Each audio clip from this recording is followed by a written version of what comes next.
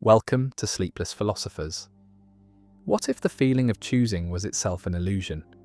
What if every moment, every whim, every so-called decision was nothing more than a domino falling, placed long before birth, set in motion by atoms, genes, childhood, the shape of a mother's smile?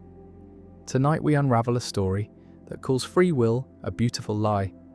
If that idea fascinates, unsettles, or quietly pulls at the back of your mind, then please gently like this video and subscribe to the channel.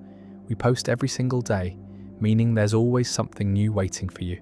And tell us, where are you watching from and what time is it there right now? Are you just settling in, or is it the hour when everything softens? Tonight we explore something most people spend their whole lives avoiding. The idea that control is a myth, that even this moment, this pause, this breath, was inevitable. Not a single word here is by chance, not the rhythm, not the pacing, not the thoughts blooming softly in the back of your mind. All of it predicted. Determinism is the idea that everything, every decision, every movement, every thought is caused by something else. Cause leads to effect, effect becomes cause, nothing escapes the chain. The ancient Stoics believed in this. Marcus Aurelius called it the logos, a kind of divine order, a sacred physics that unfolds like a scroll. Everything happens as it must, even resistance, even rebellion. What feels like choice is only the illusion of choice, seen from a narrow window. But the modern form of this belief doesn't need gods. It needs only the laws of physics and a clock. Neuroscientist Benjamin Libet conducted an experiment in the 1980s that quietly shattered the idea of freedom. Subjects were asked to move a finger whenever they felt like it, while their brain activity was measured. What Libet found was eerie. The brain signaled the movement before the subject became consciously aware of the urge. The decision was already made, not by the conscious self, but by the machinery underneath, like watching a puppet tell itself it moved on its own. This phenomenon is now known as the readiness potential. Later studies confirmed it. Our brains prepare actions before we feel the intention. Consciousness follows the script. It does not write it. So, who's in control? The answer may be no one, not the self, not the soul. Just patterns unfolding. Just a mind watching itself, mistaking the play for the playwright. And yet, it feels like choosing. It feels real. Why? The philosopher Arthur Schopenhauer wrote, "Man can do what he wills, but he cannot will what he wills." The will itself, the thing we think is most us, is shaped by forces beyond our grasp. Our desires are not chosen. They arrive, like weather, like instinct, like memory we can't trace. Free will, he believed, was a mask we wear to survive the horror of knowing we are not the authors of our fate. We were programmed by what came before: trauma, dopamine, status, punishment, praise. Culture shaped language, language shaped thoughts, thoughts shaped feelings, but the shape was never ours. Even the feeling of rebellion, of refusing the script, is part of the script. Like a chess piece proud of moving backward, unaware it was just the board tilting. Sam Harris, a neuroscientist and philosopher, argues that if we trace any decision back far enough, we always hit a wall. Why did I choose this? Because of that. Why that? Because of something else. Eventually, we reach causes we did not create. Genes, accidents, childhood, chemical levels. The chain cannot be broken. And if we didn't author the beginning, how can we claim the end? Still, the feeling of agency is strong. It must be there for a reason. It helps us act. It helps us learn. Perhaps evolution favoured the illusion of control because it motivates effort. If we believed every move was predestined, why try at all? And yet, not believing doesn't make it untrue. In 2008, researchers at Max Planck Institute used fMRI machines to predict participants' decisions up to 7 seconds before they were conscious of making them. 7 seconds, a lifetime in neural time. The mind already knew. The body already leaned. And the self, That quiet narrator in the head just played catch-up, watching the show, explaining the act, like a sports commentator, pretending to call the plays instead of reading the tape. So what becomes of morality, of blame? If a killer's brain is wired by abuse, genetics, damage, and timing, is he evil or unlucky?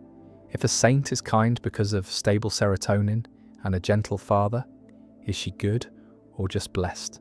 The law must still punish, but punishment becomes prevention, not vengeance, rehabilitation, not retribution. Viktor Frankl, who survived the camps, wrote of a freedom no one could take, the freedom to choose one's attitude. But what if even that isn't free? What if the attitude was always going to be that way, given who he was, what he'd seen, and what he believed? Does that make it less beautiful or more haunting? Determinism is not fatalism. It does not say nothing matters. It says everything matters, but not because we chose it, because it was caused, because it was coming. Chaos and randomness still exist, but randomness isn't freedom either. If a dice roll decides it wasn't you, quantum physics may hold pockets of unpredictability, but unpredictability isn't agency. It's just noise, and we don't control noise. So what is left? What happens when we let go of control? Some feel despair, others feel relief. There is peace in surrender. There is softness in knowing this too was always coming. The words, the thoughts, the questions, even the doubt. If free will is a fiction, then everything is a gift. The pain, the wonder, the irony, the laughter, even the belief that we are free is part of the joke, and it's a very good one. A child believing they're steering the ride at the amusement park, hands on the wheel of a toy car, smiling with the thrill of control. When in truth, the track is locked, the direction is fixed, the joy is real, the steering is not, but maybe that's enough. Maybe it's always been enough. There is something quietly disturbing about a clock. Not because of its ticking, but because of what it represents. A loop of cause and effect so precise, so measurable, it leaves no room for mystery. Every second is born from the last. Every gear moves because another does. No freedom, no choice, just order unfolding. And if the universe is one great clock, a vast mechanism grinding through time, then everything that happens must be wound into its gears, including thought, desire, and belief. Some people say fate feels like poetry, others say it feels like prison. But what if the real truth is worse than both? What if fate isn't mystical at all, just mechanical? No divine script, no grand design. Just a chain of physics pushing particles, pulling neurons, firing muscles, blinking eyes, a dance with no dancer. And yet, people believe in freedom with religious conviction. They say, I could have done otherwise. But could they? Consider this. If we rewound time to the exact moment before a decision, same brain, same mood, same environment, would anything change? Of course not. To change the outcome, something in the chain must be altered. But without altering something, the result stays the same. The illusion comes from not seeing the wires. But the wires are there, hidden beneath language, memory, emotion, upbringing, culture, biology. Imagine a spider web, invisible to the naked eye, yet sticky enough to catch every thought before it lands. That's what cause feels like in the brain. Subtle, total, inescapable. Nietzsche understood this deeply. He called free will a theological trick, a way to make humans feel guilty. Because if we are free, then we are to blame. But if we are not free, who gets punished? Who gets condemned? The priest needs sin. The court needs guilt. So society invents freedom, not because it is real, but because it is useful. The truth, Nietzsche said, is that we are necessities, not souls, not moral agents, but expressions of nature, doing what we must do, nothing more. And here's where it gets strange. The brain doesn't resist this idea because it's wrong. It resists it because it threatens the ego. The ego, that voice in the head that says I, wants to be king. It wants to rule its kingdom of choices. It doesn't want to hear that it's just a mouthpiece, a commentator, a ghost riding the waves of ancient chemistry. And yet, modern neuroscience keeps removing its crown. Studies show that priming, simple exposure to certain words or ideas can shape behavior without awareness. Show someone words like elderly or slow, and they walk more slowly afterward. They don't know why. They think they chose. They didn't. The environment nudged them gently, and they obeyed. Not because they were weak, but because they were human. The philosopher Daniel Dennett tries to say free will by redefining it. He says we don't need absolute freedom, we just need the ability to respond to reasons. But if those reasons are also caused, also inherited, also placed in the mind by past experience, then we are still back at the same problem. Reasons aren't chosen, they're found. Like rocks on a path, we don't make them, we trip over them, or use them to build castles. Either way, we didn't pick where they lay. This isn't just philosophy, it's psychology. Behavioral economics shows how irrational we are. Anchoring, framing, confirmation bias, defaults. Most decisions aren't reasoned through. They're automatic, conditioned, puppeteered. A person buys a product not because it's best, but because it was placed at eye level. They fall in love not because of fate, but because the lighting was soft and the music was right. Context steers us. We follow. Then we create stories after, to make it feel like it was all deliberate. It wasn't.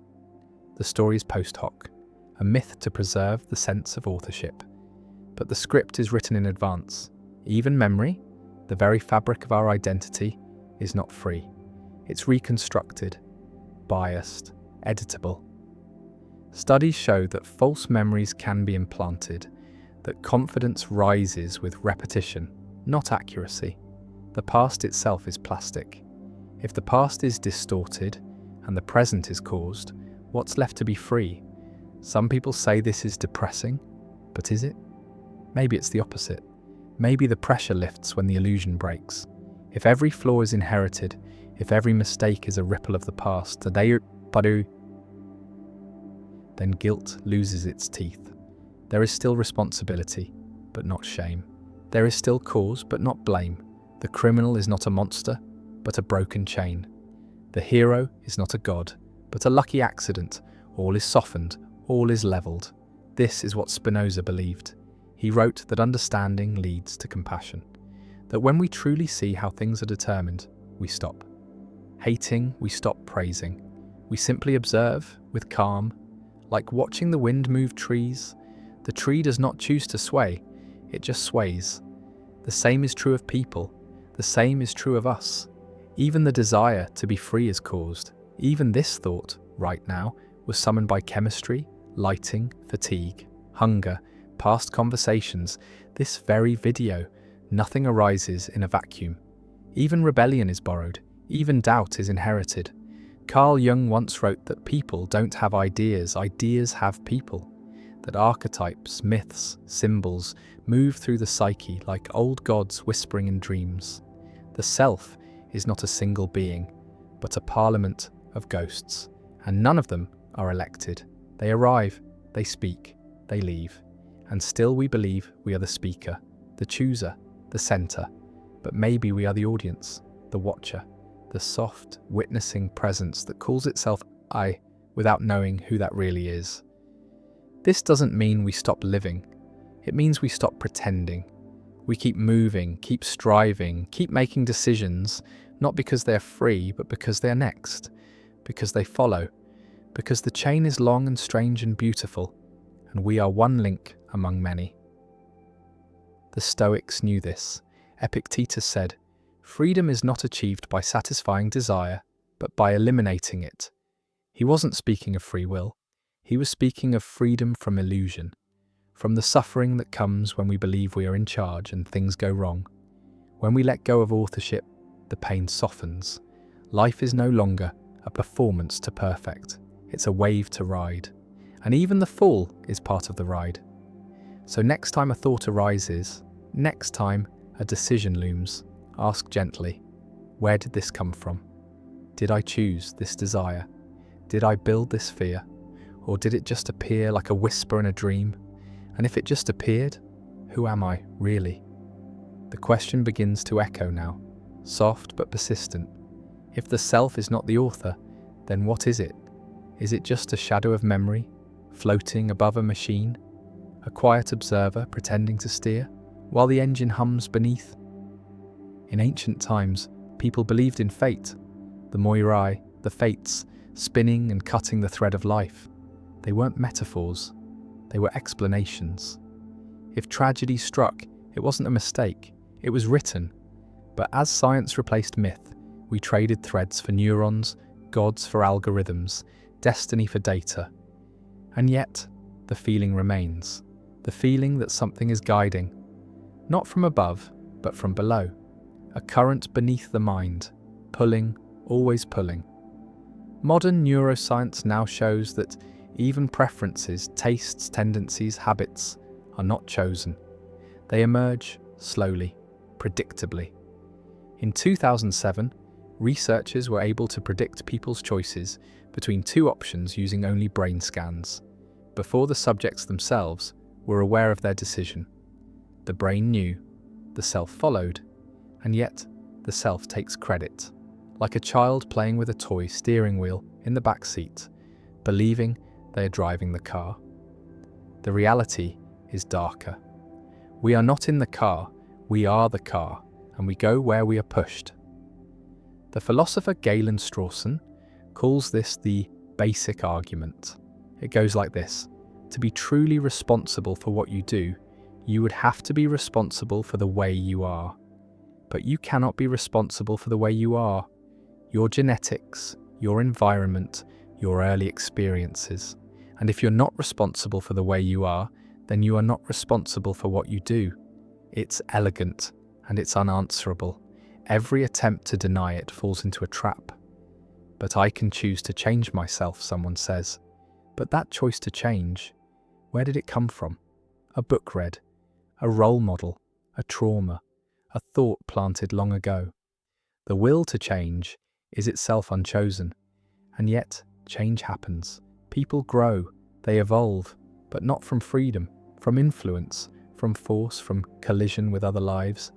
Consider language. No one chooses the tongue they speak. It arrives through air, touch, repetition, and yet it shapes every thought. A French speaker does not think like a Mandarin speaker. A child raised without language does not develop a normal sense of self. The medium becomes the message, and the message becomes identity. Even silence is learned. Even shame has a dialect. Free will assumes that we are the source, but every source has a source. And those two are caused. Take addiction. No one chooses it. At first, perhaps there is a sense of choice. A cigarette at a party, a drink after work, a pill offered by a friend. But the chain tightens. Neural circuits change, habits form. And soon, the idea of choice becomes absurd. The addict does not wake up and decide to crave. The craving arrives, uninvited, unstoppable, and yet society punishes. It calls them weak, irresponsible, as if they could have simply chosen differently. But they could not, because no one can. This doesn't mean we abandon accountability. It means we change what it means to be accountable. Not blame, not punishment, but understanding, prediction, prevention, justice without illusion, compassion without naivety. The legal system, the moral system, all built on the illusion of authorship. But if the illusion breaks, what replaces it? Some fear anarchy. But the opposite may be true. A deeper order, a truer clarity. A world where we stop pretending the broken chose to be broken. A world where healing is not a reward for the deserving, but a right for the caused. And yet, even this compassion must be caused. We are not free to be kind. We are made kind, or not. That too is part of the pattern. Consider chaos theory, the butterfly effect. Small changes in initial conditions leading to vast unpredictable consequences. A single heartbeat skipped, a single word misheard, and an entire life veers left instead of right. But even this chaos is not freedom, it's sensitivity. Deterministic systems can still be chaotic, predictable in theory, but impossible to calculate in practice. Like weather, like minds, like fate disguised as randomness. And still, the human brain resists. Because without free will, what is pride? What is guilt? What is love, if not freely given? But perhaps love is no less beautiful when it is caused. In fact, maybe it's more beautiful, because it means we are shaped by each other, molded by the moments we didn't control. It means that kindness is not a virtue, but a miracle, a lucky arrangement of neurons, a collision of biology and warmth, and that cruelty is not evil, but injury. A broken pattern repeating itself again and again until it is stopped, or not. The psychologist B.F. Skinner believed that all behaviour was shaped by reinforcement, not will, not reason, just patterns of reward and punishment. The rat presses the lever. It gets food, it presses again. The child is praised, they smile, they repeat. There is no inner chooser, only conditioning. Pavlov showed it with dogs. Bell, food, saliva, later just the bell. The response is automatic, the mind follows, and humans are no different. We are the sum of our reinforcements, our punishments, our stimuli, and yet we feel sovereign. Because the illusion is necessary, not for truth, but for function. It motivates us, it binds society, it gives us the courage to try, even when trying itself is predetermined. This is the paradox. Believing in free will helps us act, even if it isn't real. But now, the illusion is crumbling. AI can predict choices. Algorithms can shape preferences. Data can manipulate votes. And the more we learn, the more transparent the wires become. Soon it may be possible to predict life paths with terrifying accuracy.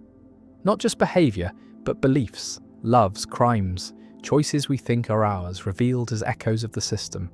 Already, machines know us better than we know ourselves. They know what we'll buy, who we'll date, what we'll click, and still we feel free. That is the brilliance of the illusion, that it survives even in the light. But perhaps the light is mercy. Perhaps knowing the game allows us to play it differently, to forgive, to soften, to pause before judging. Because if no one truly chooses, then no one is truly lost, only misfired, misled, misformed. And that means they can be reformed. Not by shame, but by shaping. Not by punishment, but by pattern. And the deepest pattern is this: what we are is what we were made to be, and what we will be is what we are becoming, whether we believe it or not. There's a strange kind of poetry in watching someone walk into a room and not know they've already been predicted. Their steps, the angle of their head, the hesitation before a smile, all unfolding exactly as expected. And not just by a close friend or a psychologist, but by a machine. This is not science fiction. This is the present. In 2018, researchers used brain scans and artificial intelligence to predict a person's choices up to 10 seconds before the person was conscious of making them. 10 seconds. Enough time to pour a drink. Enough time to turn around. Enough time, if freedom were real, to choose otherwise. But the subjects didn't. Their decision was already visible in the brain's patterns.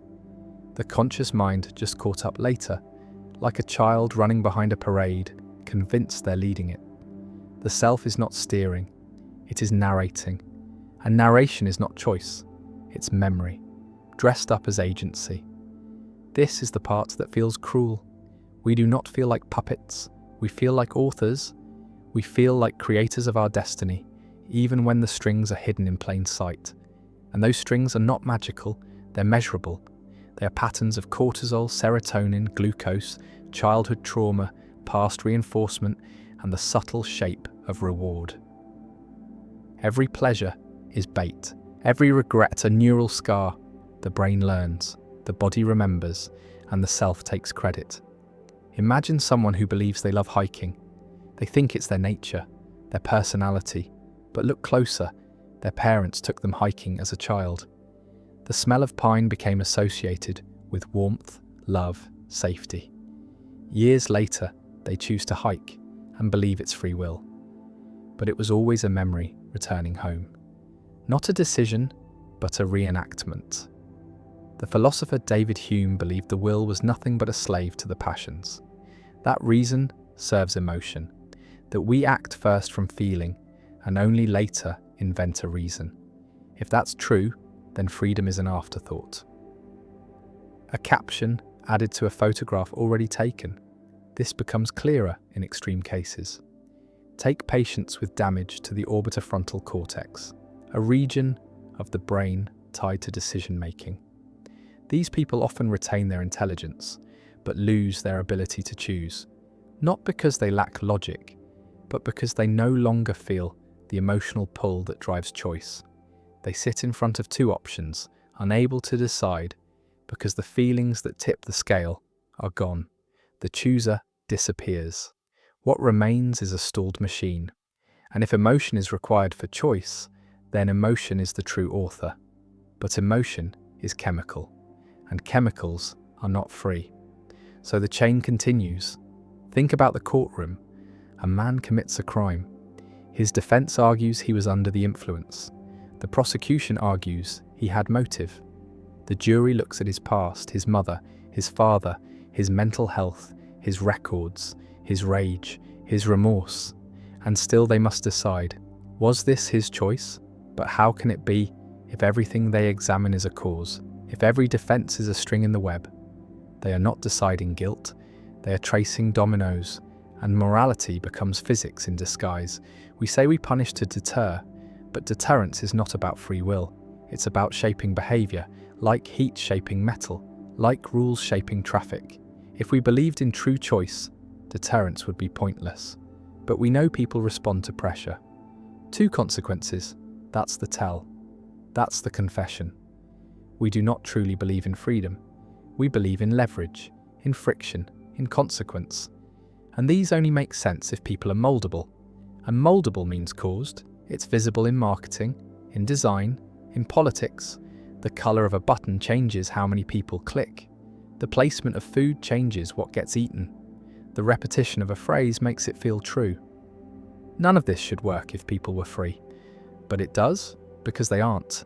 They are predictable. Not in detail, but in shape. Like waves, like storms, not every drop, but every pattern. And the patterns are ancient. There are people who spend their lives studying these patterns. Behavioral economists, UX designers, military psychologists. They do not talk about souls. They talk about nudges, biases, trigger response loops. Because that's what works. That's what we are. Even memory is pliable. Elizabeth Loftus, a leading researcher, showed that people can be led to remember crimes they never committed. Not just believe, but feel certain.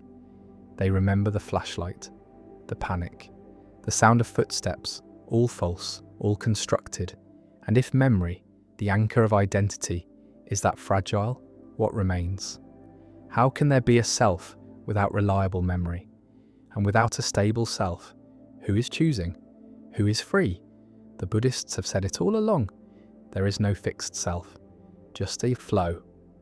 Just aggregates, sensation, perception, thought, intention, awareness. None of them permanent, none of them sovereign.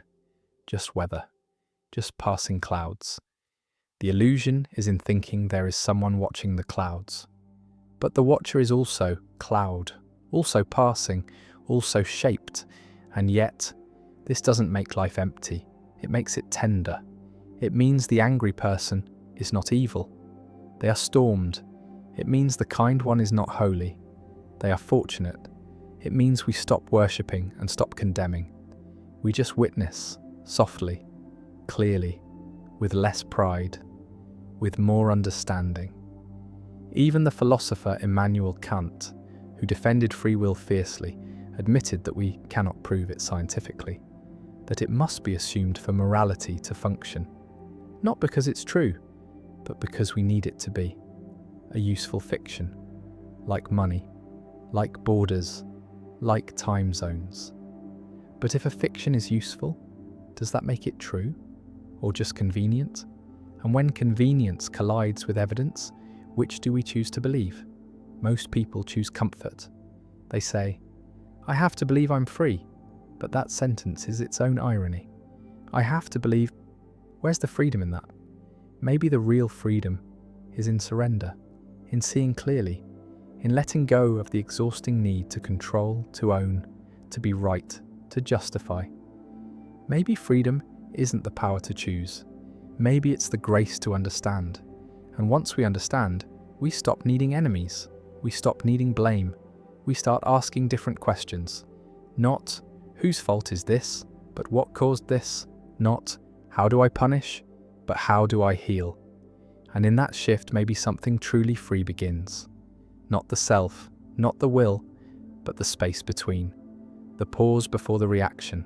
The breath between the thought and the act. It may not be uncaused, but it is precious. And maybe that's enough. A man wakes up late and misses his train. He curses himself, says he should have moved faster, says he chose laziness. But did he? What made him press snooze? What made his body crave one more minute under the blanket's warmth? Perhaps the night before, he stayed up too late. Perhaps his serotonin levels dipped.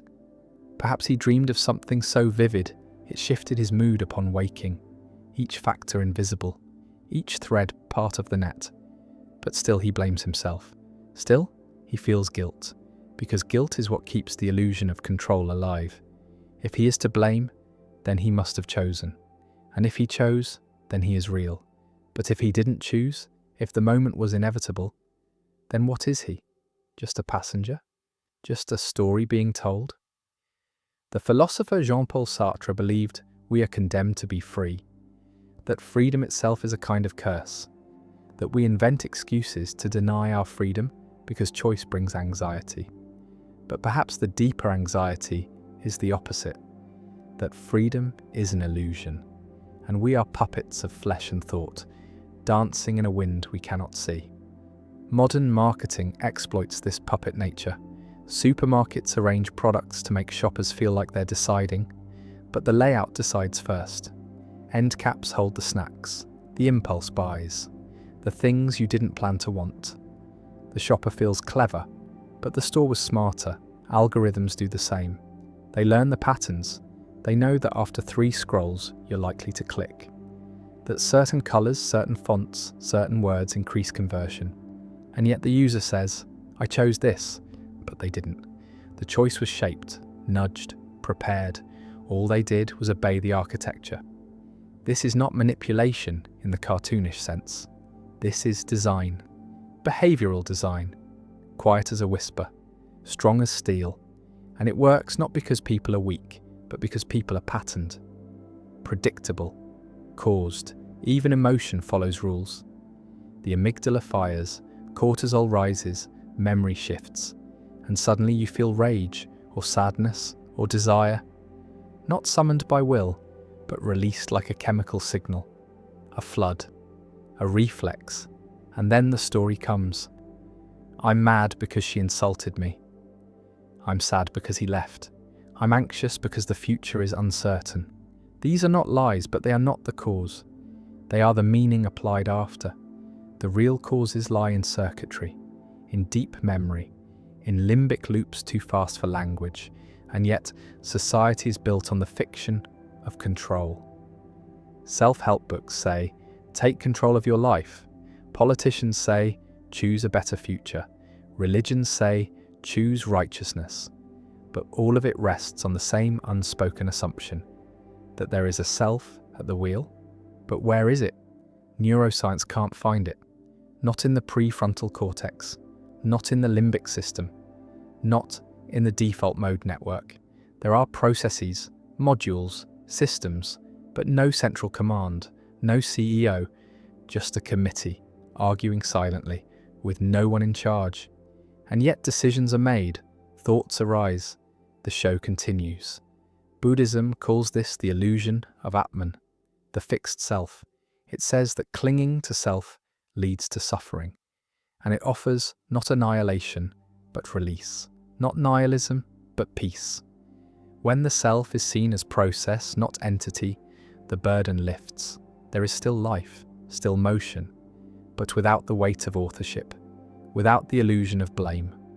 This view doesn't destroy meaning, it deepens it. Because now, when someone is kind, it's not their ego-seeking reward. It's a wave of goodness passing through them, a pattern they inherited. And when someone harms, it is not malice from nowhere. It is pain miswired, passed down, shaped by neglect, or violence, or silence. This understanding doesn't excuse, but it explains.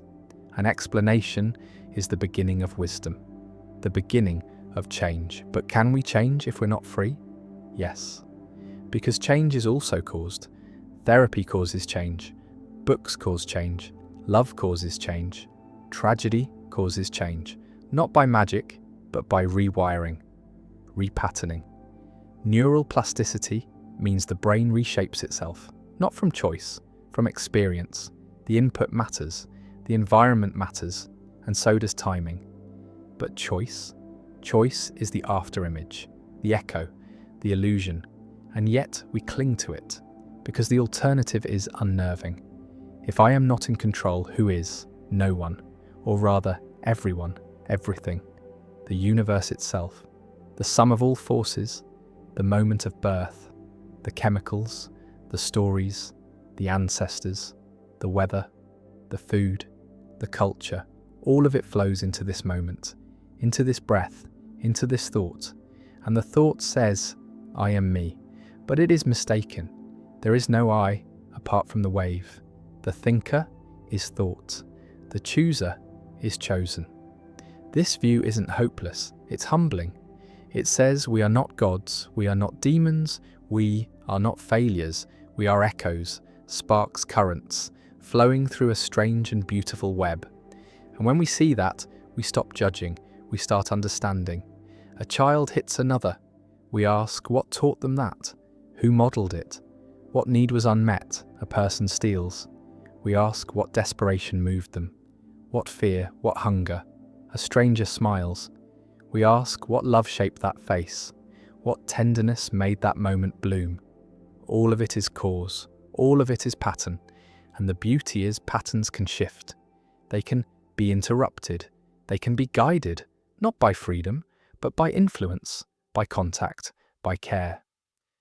The philosopher Baruch Spinoza said that freedom is understanding necessity, that to be free is not to be uncaused, but to know the causes, to see the web, to accept the law, and through that acceptance, to act with clarity, with peace, with power, not over others, but within. So the man who missed his train wasn't lazy, he was tired, and his tiredness had roots, maybe in his diet, maybe in his emotions, maybe in the architecture of his sleep. He isn't to blame, but he can be understood. And if he sees clearly, maybe he changes something. Not because he's free, but because the conditions ripen, because the insight arrives, because the pattern allows it, and the world shifts, just a little, just enough. There is a moment in every life when something breaks, a plan collapses, a trust dissolves, a truth fractures, and in that moment, people often ask, why did this happen to me? It is a question born from the belief that life is fair, that effort leads to reward, that decisions shape destiny. But what if that belief is wrong? Not just mistaken, but fundamentally backward. What if the reasons we give for what happens, our stories, our justifications, are just comfort wrapped in language? What if there are no true reasons, only chains? Chains of events, chains of chemicals, chains of influence so subtle they cannot be seen until they tighten. In 2002, researchers demonstrated something quietly shocking. They could influence people's moral judgments simply by manipulating their physical environment. If a room smelled bad, people judged actions more harshly. If they were holding a warm cup of coffee, they rated others as more kind. The mind is not a judge. It is a mirror, reflecting the world, coloured by sensation, bent by mood, and yet it says, I have made a decision, but the decision was made for it, by scent, by temperature, by timing, by cues too faint to notice. Even politics is shaped this way. Studies show that people become more conservative when reminded of disease, more liberal when feeling secure. The mind adapts to threat levels, like a thermostat adjusting the heat, and then it calls its setting a belief. It is not belief, it is adaptation. This is not to say ideas do not matter. They do, but they arrive, they take hold, they spread like viruses, not because they're chosen, but because they fit the host. They latch onto fears, hopes, traumas, and once installed, they steer perception. But where is the chooser in all this? Where is the sovereign mind? Perhaps there is none, only the simulation of one. A very convincing actor, trained by a lifetime of rehearsal. A child learns to say, "I want," and the adults applaud. But where did the want come from? A cartoon, a friend, a parent's subtle approval. Desire is not original. It is inherited, borrowed, inflamed by attention. The brain learns quickly what earns love, and then it repeats, until the repetition becomes identity. This is how people become themselves, not by choice, but by reward. The psychologist Albert Bandura showed that children mimic the behavior they see, especially when it's rewarded. In his famous Bobo doll experiment, children who saw adults hit the doll were more likely to do the same. Not because they decided to be violent, but because the pattern was modelled. And once a pattern is in the system, it tends to stay, unless something stronger replaces it. This is the frightening part. And the hopeful part. Change is possible, but it is not chosen. It is caused, triggered, pulled forth by new input. A book, a breakdown, a mentor, a moment. The illusion is that we willed it, but the truth is softer. It happened to us. Like weather shifting, like dawn rising. The writer David Foster Wallace gave a speech where he said the real freedom is in awareness, in choosing how to think. But even awareness is caused, the decision to pay attention, to notice, to step back. That too has roots. Maybe a teacher taught it. Maybe trauma sharpened it. Maybe the brain simply matured, but it did not bloom in a vacuum. Nothing does. Even meta-awareness, the awareness of awareness, is part of the system. A feature, not a break. A zoomed-out view, not an escape. We see this in split-brain patients, people whose left and right hemispheres have been surgically separated to treat epilepsy. When one side of the brain performs an action and the other side is asked why, it invents a reason. It doesn't say, "I don't know." It says, "Because I wanted to." The interpreter module creates a story to explain what it didn't cause, and the person believes it. This is what all minds do, all the time. They explain what has already been done. They narrate what has already been chosen, not by freedom, but by function, by the machinery of survival. And yet we trust the voice in the head. We trust it to be honest, to be real. But what if it's not? What if it's just the PR department of the brain, spinning events, covering tracks, keeping the illusion intact, not malicious, just mechanical? It means well, it helps us sleep, it gives us pride, but it isn't true. The Stoics believed that serenity comes from aligning with nature, from accepting what is, rather than clinging to what should be. Epictetus taught that some things are up to us and others are not. But if determinism is real, then even the belief in Stoicism isn't chosen. It arises, it appeals, it comforts, it slots into a mind ready for it, and it becomes practice, and then habit, and then self. And still the chain holds. This is not defeat, this is awakening, a new lens, a softer one that sees error and asks not, who failed, but what led here, one that sees success and asks not, who deserves praise, but what conditions aligned. And in doing so, we begin to look deeper. We begin to forgive more easily. Not because harm is acceptable, but because harm is explainable. And what is explainable can be addressed, not with rage, but with precision. The criminal is not evil, He is miswired. The hero is not noble. She is primed. The self is not free. It is emergent, a ripple in the field, a shape in the fog, always moving, always shaped. Even now, even this moment, this listening, this breath is part of the flow, part of the script. And the feeling that it isn't, that something new could happen right now, is just another scene, another fold in the page, another line in the story that writes itself. And somehow, knowing that changes everything. There's a quiet horror in realizing that most people do not know why they believe what they believe. They wake up with opinions already formed, desires already loaded, loyalties already carved deep into the mind's architecture. And they call this freedom. They say, "This is who I am," not realizing that the I they refer to is a theatre of ghosts, each one whispering from a different era, a different influence, a different wound. And the stage they stand on is memory, unreliable and ever-shifting, like a mirror made of fog. The illusion of self-authorship runs so deep that even doubts feel personal, even questions feel owned, but they are not.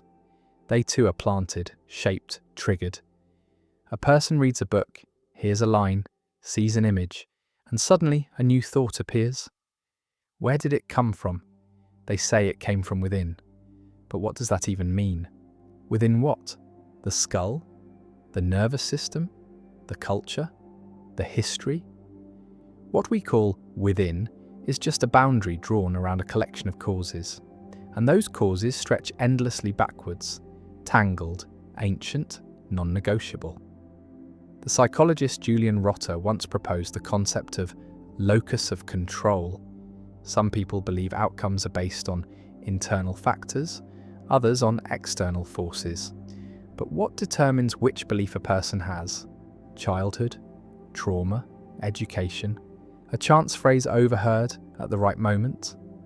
Even the belief in internal control is externally caused, and yet the world rewards this belief. It gives confidence to those who say, "I make my own path," even when that path was paved for them by thousands of unseen hands. This is the tragic comedy of meritocracy. It says, work hard and you'll succeed. But hard work itself is not chosen. The capacity to endure, to focus, to delay gratification. These traits have roots: biological, emotional, environmental. Take grit, for example. Angela Duckworth popularized it as the key to success. But what grows grit? Supportive parents, secure attachment, a childhood free from constant crisis. If someone lacks grit, it's not a moral failing. It's an effect, a symptom, and yet society treats it as sin. It punishes the ungritty. It worships the self-made, but no one makes themselves. They are made, bit by bit, influence by influence, like a river carved by time. This doesn't mean effort is meaningless. It means effort too has a source, and that source is not the self. It is the web, the net of causes that wrap around every person, like a second skin. You can see this in how trauma rewires the brain. Children raised in unpredictability show higher cortisol levels, less trust, more vigilance. Their decisions later in life are not born from will, but from survival scripts. They cling, they lash out, they withdraw, and the world sees them and says, bad choices, but they didn't choose. They reacted, automatically, predictably, as they were taught. And the teaching wasn't words, it was silence, absence, tension, the smell of alcohol on a parent's breath, the sound of footsteps, and the body flinching before the door opens. These things shape a person more deeply than lectures ever could. And later, when they hurt others or themselves, we ask, why didn't they just stop? But stopping is not a function of desire, it's a function of capacity. And capacity is given, not chosen. Some people are born with more, others have it crushed out of them before they even know it exists. The philosopher Arthur Schopenhauer wrote, "Man can do what he wills, but he cannot will what he wills." It's a simple line, but devastating. It means even the deepest desires are not free. We cannot choose to want differently. We can only want as we do, and that wanting guides everything. Even restraint is driven by competing desire. The desire for health, the desire for approval, the desire to avoid pain. We are never without motive. Even the motive to be selfless is not selfless. It feels good. It earns praise. It aligns with the story we want to tell about ourselves. And that story, too, is inherited. A product of what we were rewarded for, praised for, noticed for. Even goodness is caused. And if goodness is caused, then evil is too. Not a force, not a choice, but a pattern. A script that runs when the right conditions are met. A computer program with corrupted code. And punishing the program doesn't fix the code. It just crashes the system harder. This is where many people recoil. They say, but what about justice? What about accountability? And those things still matter, but they must be redefined. Justice is not retribution. It is repair. Accountability is not blame. It is clarity. It is the willingness to trace the roots, to see how pain begets pain, to see how systems reproduce themselves through people. This shift in perspective changes everything. It means policies must focus on prevention, not punishment. It means education must be about capacity building, not sorting the worthy from the unworthy. It means love must include those who seem unlovable, not because they deserve it, but because they need it. And need is the most powerful cause of all. It moves people more than logic, more than morality, more than truth. If you want to change someone, don't argue. Change what they need, change what they fear, change what they hope for, and everything else will follow. Not because they chose, but because they adapted. Because the path of least resistance changed shape, and their behavior changed with it. This is how humans work. This is how minds work. And pretending otherwise is not noble. It's naive. It keeps systems broken. It keeps people in chains. It keeps us blind to the quiet machinery under every smile, every crime, every act of kindness or cruelty. But once you see the machinery, you can begin to move with it. Not as its master, but as a participant, a co-author, not of the story's start, but of its next sentence. And maybe in that there is a kind of freedom. Not the freedom to choose anything, but the freedom to respond to what has already been chosen. To be the next domino, not the first. And in that falling, to fall with grace. Somewhere a child learns that staying quiet keeps them safe. Not through words, but through experience. They speak, and they are ignored. They cry, and no one comes. They express, and the room grows colder. So the child adapts. Silence becomes armor. Numbness becomes comfort. And decades later, they still move through life like a ghost, saying, "I'm just introverted," or "I prefer solitude," never realizing that the preference was built, not chosen. This is not an exception, it is the rule. People do not form themselves, they are sculpted, and the hands that sculpt are often invisible. Culture, trauma, repetition, omission, the parts of the self that feel most intrinsic are often the most programmed. Even rebellion is taught, even uniqueness is patterned. A teenager dresses different, but only within the bounds of a subculture. They reject authority, but only in ways they've seen modelled by others. They do not invent their opposition, they inherit it, and then they believe it's theirs. The philosopher Friedrich Nietzsche called this the herd instinct. He saw that most people follow paths not because they choose them, but because they are rewarded for them. Conformity feels like morality. Approval feels like truth. And so the herd moves and the individual moves with it, and the illusion of independence deepens. But Nietzsche didn't blame the herd. He pitied it. He saw that strength wasn't about domination. It was about awareness, the ability to see the script and still find a way to write in the margins. But even that ability, rare as it is not self-made. It is given or denied. Some people are born with the temperament to question. Others are crushed by questioning. Some are raised with curiosity. Others are punished for it. And so the seeds of freedom are unequally distributed. not based on merit, but luck. This is the part no one wants to hear, because it makes success feel undeserved. It makes failure feel inevitable, but it also makes compassion more urgent. Because if we are not the source of our strengths, then we owe them to others, to systems, to luck, to accidents of birth and timing. And if that's true, then no one deserves to be abandoned. Not the addict, not the dropout, not the bitter, not the broken, because their state is not their choice. It is their condition, and conditions can be changed. That's the paradox of determinism. It removes blame, but not responsibility. Not the cold responsibility of judgment, but the warm responsibility of care, of shaping conditions so that new outcomes become possible. Because if everything is caused, then changing the cause changes the effect. Not always, not instantly, but often enough to matter. This is the principle behind behavioral therapy, behind education, behind social policy. Not freedom, but shaping. Not will, but environment. B.F. Skinner called this operant conditioning. He trained pigeons to dance by rewarding random movements. Eventually, the bird repeated the movement that led to the reward, and it looked like choice, but it was just pattern. People are no different. They are praised for kindness, and so they learn to smile. They are ignored when angry, and so they bury it. They are punished for dreaming, and so they stop. Not because they want to, because they are trained to. And training is powerful. It creates character. It creates reputation. It creates the mask we call personality. But under the mask is just the pattern. And under the pattern is just the cause. Always the cause. This is why exposure matters. Why representation matters. Why policy matters. Because what people see, they learn. What they repeat, they become. And what they become, they believe they chose. It is not cynical to say this.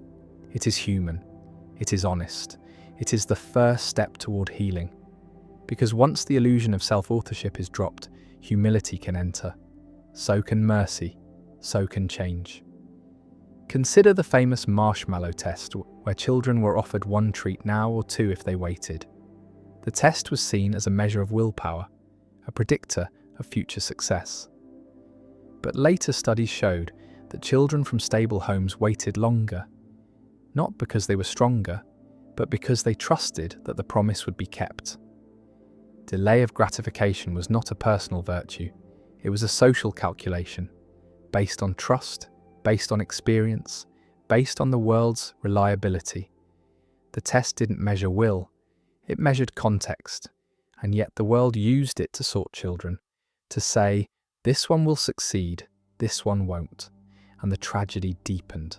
Because belief in failure causes failure, just as belief in agency inflates ego, and the spiral continues. But what if we stopped pretending? What if we said, this child needs safety, not scolding? This person needs support, not shame? What if we treated behaviour not as confession, but as communication, as a signal, as a message from the body, from the past, from the system that made it? Then maybe prisons would empty, maybe classrooms would soften, maybe relationships would breathe. Not because we abandoned structure, but because we understood what structure is for, not punishment, but alignment, not control, but care. And care is the most powerful force there is, not because it's moral, but because it works. It rewires, it restores, it interrupts the pattern, and in that interruption, new patterns can form. Not from freedom, but from space, from grace, from time. This is how change happens. Not with a switch, but with a shift, a tilt in the system, a new rhythm. And then slowly, everything begins to move differently. Not because the self took control, but because control was never the point. The point was always the pattern, and patterns can change. There's something quietly terrifying about watching a person make the same mistake over and over, while believing each time that this time is different. They swear they've learned, they promise they've grown, they feel the resolve in their bones, but then they do it again, not because they're stupid, not because they're weak, but because the script hasn't changed, and scripts don't change by will. They change by rewrite, and rewrites don't happen in silence. They happen through conflict, through insight, through the slow erosion of an old identity. Most people never get there. They loop, like a vinyl record with a scratch. Same note, same feeling, same thought. It's not addiction to the behavior, it's addiction to the pattern, to the chemical cocktail that comes with it. The anticipation, the guilt, the brief relief, and then the shame. Each step so familiar that it starts to feel like home. This is why people stay in toxic relationships, why they sabotage their own goals, why they chase things they know will hurt them. It's not about logic, it's about familiarity, and familiarity to the brain feels safe, even when it's not. This is where neuroscience becomes prophecy. Studies show that the brain fires in anticipation of a habit before the behavior even begins. The body prepares, the mind narrates, but the decision is already done. The conscious thought is just a spectator. It's like watching a movie and pretending to control the plot. The actors are already moving, the lines are already written, and the viewer claps or cries or turns away. But the story rolls on. This isn't pessimism, it's precision. Because if we understand this, we stop asking why someone didn't just choose better. We start asking what they believed would happen, what need they were trying to meet, what pain they were trying to silence. Every behavior is an attempt to feel better, even the harmful ones, even the self-destructive ones, especially those. The brain is not wired for morality. It's wired for relief, for balance, for prediction. It seeks what it knows, and it fears what it doesn't. That fear isn't irrational, it's ancestral. It kept people alive in times when the unknown could mean death. So we cling to the known, even when it poisons us, even when it costs us everything. People say, I knew better, but knowing isn't enough. Knowing is data. Behavior is rhythm, and rhythms are stubborn. They get etched into the nervous system, into muscle memory, into routine. And breaking them is not a matter of wanting to. It's a matter of retraining the system, repatterning the loop, creating a new cue, a new reward, a new pathway. That takes time. That takes friction. That takes conditions. And not everyone gets them. Some people live their whole lives without the conditions for change. Not because they didn't want it, but because the system around them never gave it space.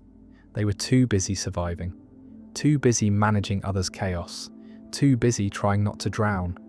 And we call that failure. But it's not. It's math. It's probability. It's context. Viktor Frankl once said that between stimulus and response, there is a space. And in that space is our power to choose. But what if the space isn't equally wide for everyone? What if trauma shrinks it? What if anxiety clogs it? What if generational pain passes down so heavily that there's barely room to breathe, let alone choose? Then what? Then we stop asking why they didn't leap, and we start asking how we can widen the space, how we can soften the system, how we can make the pause longer, more visible, more usable, because that's the work, not to judge the loop, but to expand the pause, to plant new cues, to offer new outcomes.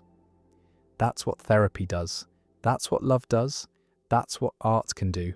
It inserts a beat, a breath, a question, and sometimes that's enough to shift the track, to redirect the wave, even slightly, and that slight shift can cascade, can ripple, can transform. Not instantly, but eventually, if the conditions are right, if the safety holds, if the pressure isn't too loud. The philosopher Daniel Dennett compared the self to a centre of narrative gravity. Not a fixed thing, but a pattern of stories told about a pattern of events. Change the story, and the gravity shifts. Change the gravity, and the behaviour follows. But who gets to change the story? Who gets to re-author the self? Only the ones who are given the tools. And that gift is not fairly distributed. Some people are handed libraries, others are handed silence, some are taught to speak, others are taught to obey. And those early lessons ring loudest, even as adults, especially then. Because adults carry their childhood like an invisible script, and every interaction becomes a reenactment, a test, a memory trying to end differently. This is why people are drawn to the same types of partners, the same arguments, the same endings. It's not because they haven't learned, it's because the script hasn't closed.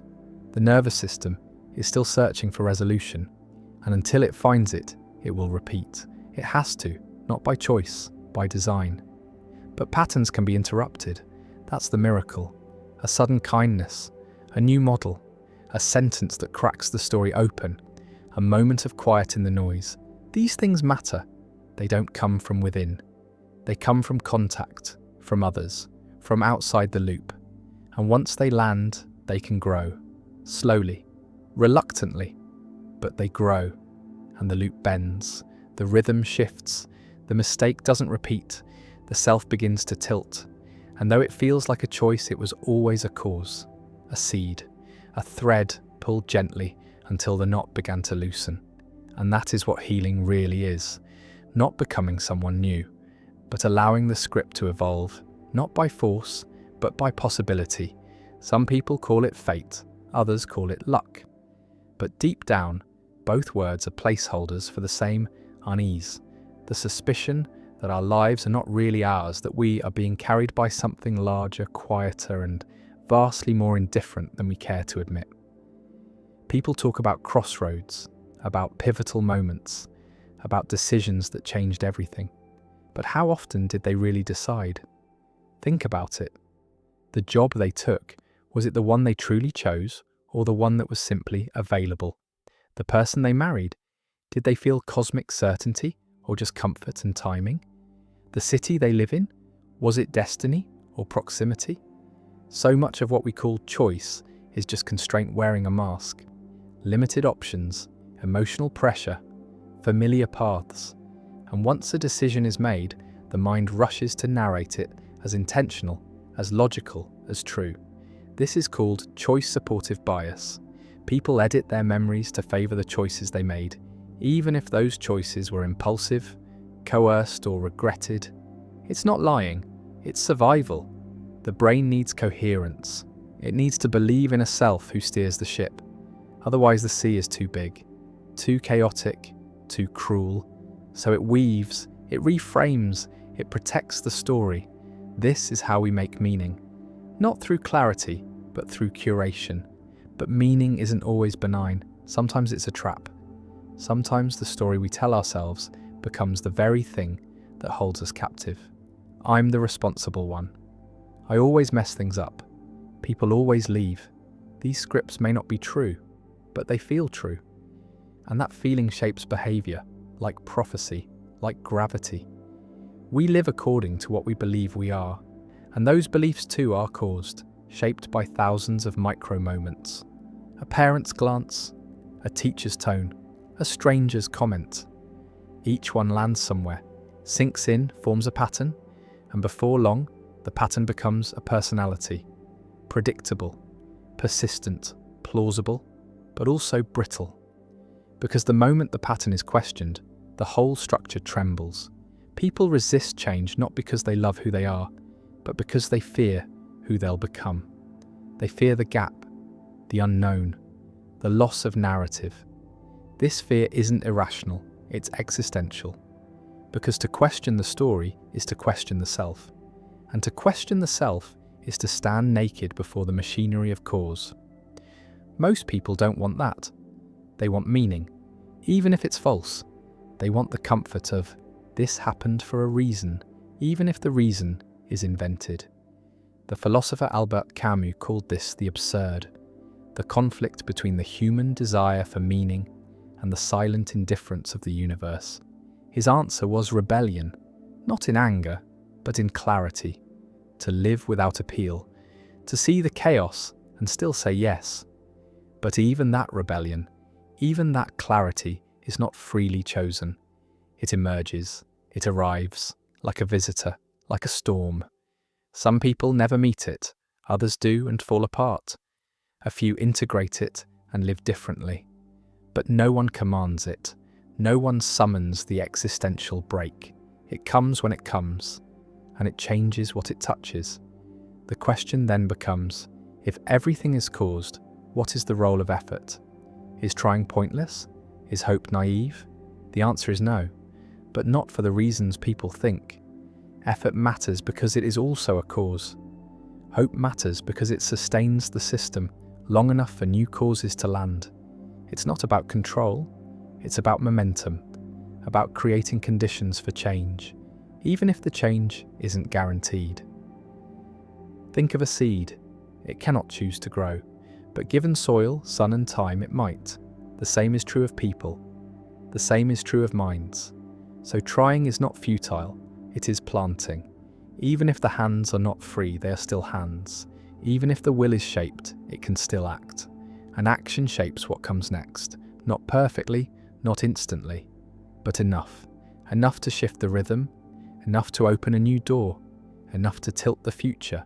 But it begins with letting go of the fantasy of full control. That fantasy only breeds shame. Because when things go wrong, the mind turns inward like a blade. I failed. I chose badly. I ruined everything. But what if none of that is true? What if the moment was just a collision of forces? What if the failure was foretold by exhaustion, by misinformation, by pressure? What if regret is not a sign of sin, but a signal of awakening? Then the blame can soften, the shoulders can drop, the mind can breathe, and from that breath something new can begin. Not as punishment, but as pattern. Because that's all behaviour is, a pattern trying to continue or trying to break. And both are caused. The man who forgives his enemy, what causes that? Is it virtue or empathy or memory of his own mistakes? The woman who leaves a harmful marriage, what causes that? Is it strength or exhaustion or a child's question echoing in her ear? These moments feel heroic, and they are, but they are not chosen. They are the result of 1,000 unseen dominoes, the final fall in a long invisible chain.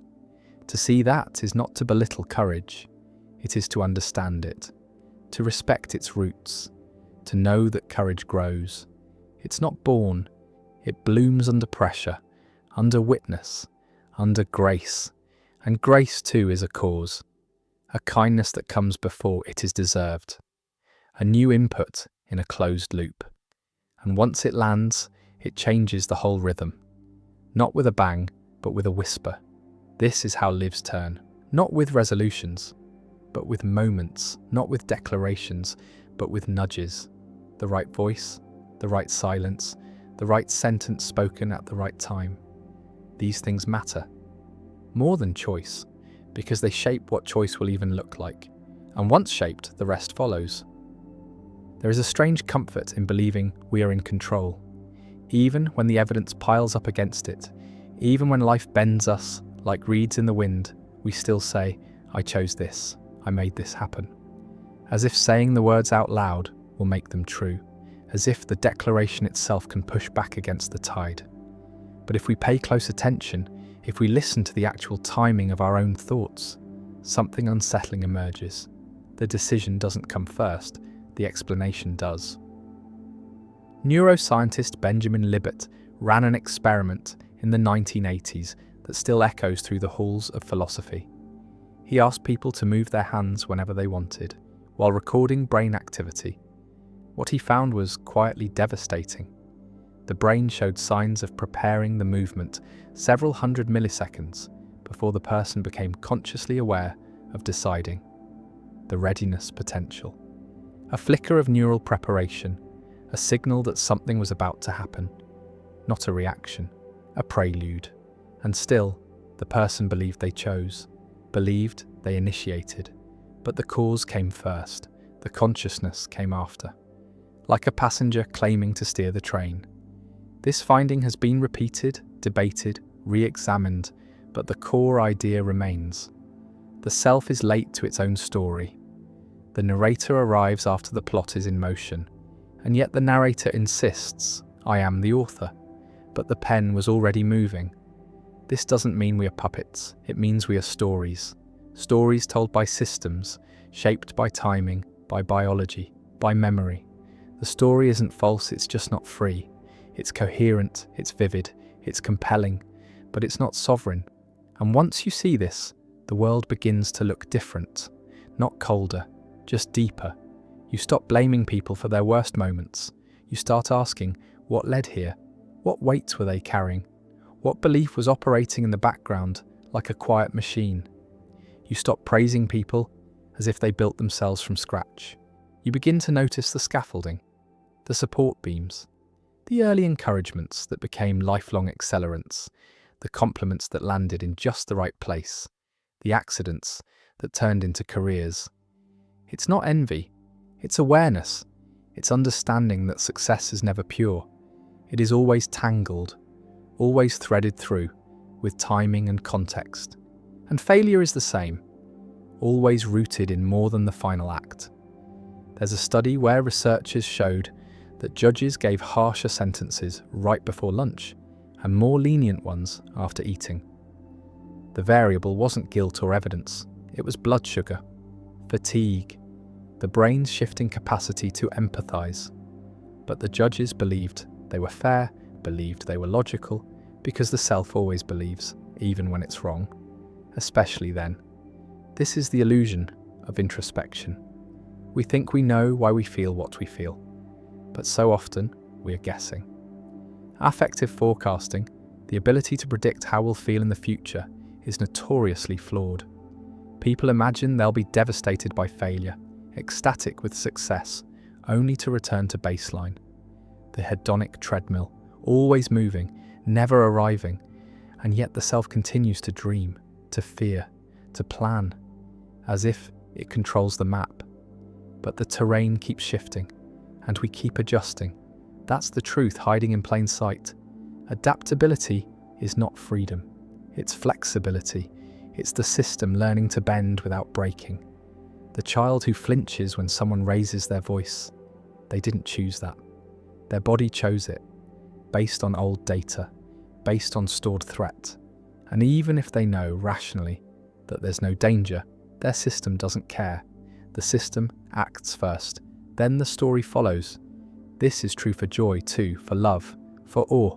The moment of falling for someone is not a decision. It's an event, a cascade of neurochemicals, past associations, pheromones, timing, and then we say, I've chosen them. But the choice was made in silence, in the space beneath language. Even hatred is the same. It rises from fear, from injury, from projection, from the parts of the self that haven't been seen clearly. And once it rises, the mind builds a case, constructs logic around it, justifies, defends. But the fire came first, the argument came second. And still, the person believes the reverse. This is not deception, it's structure. The mind was not built to be accurate, it was built to survive. And survival requires confidence, coherence, conviction, even when they are wrong. This is why cognitive dissonance is so powerful. When beliefs and actions clash, we don't change the action. We adjust the belief, because the system wants peace, wants simplicity, and sometimes the truth is too complicated. So it smooths, it rounds the edges, it forgets, not maliciously, mechanically. This is the deep tragedy of human psychology. We forget that we forget. And in that forgetting, we build gods, we build villains, we build selves that are stronger, purer, more deliberate than they ever were. And then we suffer, because we can't live up to the myth, and we can't admit the lie. But there is another way, not to reject the self, but to soften it, to see it as a lens, a filter, a weather system. Real but not fixed, present but not permanent, a phase not a foundation. And in that seeing, something loosens. Compassion rises, not just for others but for the self, for all the selves we've been, the scared child, the jealous friend, the angry lover, the broken dreamer, the self that failed, the self that survived. None of them were chosen. All of them were caused, and each of them belongs. Not as proof of failure, but as echoes of a system trying to adapt, to make sense, to stay safe. And in that effort, there is beauty. not moral beauty, but mechanical elegance, the beauty of complexity, of emergence, of a mind becoming itself, again and again, without ever truly deciding to. This is not nihilism, this is reverence, for the sheer scale of what it means to be human, for the ocean of causes that flow into every moment, and for the quiet miracle that, despite it all, we keep moving, we keep caring, we keep hoping, not because we choose to, but because we are built to, and that is enough. Every person is a clock they didn't build, ticking through days with gears they never greased, hands they never molded, mechanisms they never chose. And yet they glance at the hour and believe they own it. They look at the hands and believe they're steering them, but the clock doesn't care. It ticks, regardless, silently, precisely, predictably. And so do people. They laugh when the brain fires just right, cry when hormones shift like tides, grow irritable when the glucose drops or the light disappears. The illusion of control remains sturdy until it's tested, until someone falls in love without reason, until grief erupts without warning, until panic strikes in a safe room, in a bright morning, in a moment that was supposed to be fine. These moments puncture the myth. They reveal something quieter, that the body writes the script and the self just reads the lines. But still, people cling to authorship. They say, I'm responsible, I made the call, I stood up for what I believed, and perhaps they did. But only after the belief formed, only after the wiring aligned, only after years of feedback, of models, of mirrors. The child raised in chaos will not trust calm. It will feel alien, unreachable, suspicious. The calm becomes unsettling, and so they seek the storm. Not because they like it, but because they know how to breathe inside it. They know its rhythm, and what's familiar becomes desirable. This is how cycles repeat, not from ignorance, from biology, from safety seeking, from pattern. Break the pattern and everything shudders. The system resists. Even pain, once patterned, becomes addictive. Not because it feels good, but because it feels known. And knowing becomes comfort, even when it kills. This is the tragic elegance of trauma. It turns survival strategies into lifelong habits. Hypervigilance becomes intuition. Dissociation becomes chill. People say, she's so calm under pressure, not realizing that she's numb. That she's been numb since childhood. That her stillness is a scar. But no one sees the scar. They see the behavior. And behavior becomes identity. The freeze becomes the trait. The flinch becomes the flaw. But these were never choices. These were reflexes. And reflexes are not optional. They are coded, passed down, activated, reinforced. So when someone says, why can't they just be normal? The answer is cruelly simple. Normal was never installed. It was never offered. It was never safe. And still, they try. They mask, they mimic, they perform. Not because they're deceptive, but because they want to belong. Belonging is ancient, primal. To be cast out is to die. So we adapt, we absorb, we adjust our tone, our laugh, our gaze. We become palatable, not for joy, for safety. And safety becomes personality. This is why people are different depending on who they're with. Not because they're fake, because they're adaptive. Because each environment demands a different mask. And the mask sticks. It settles, it hardens. And eventually, we forget it was ever a mask at all. We call it who I am. But it's not. It's who we became.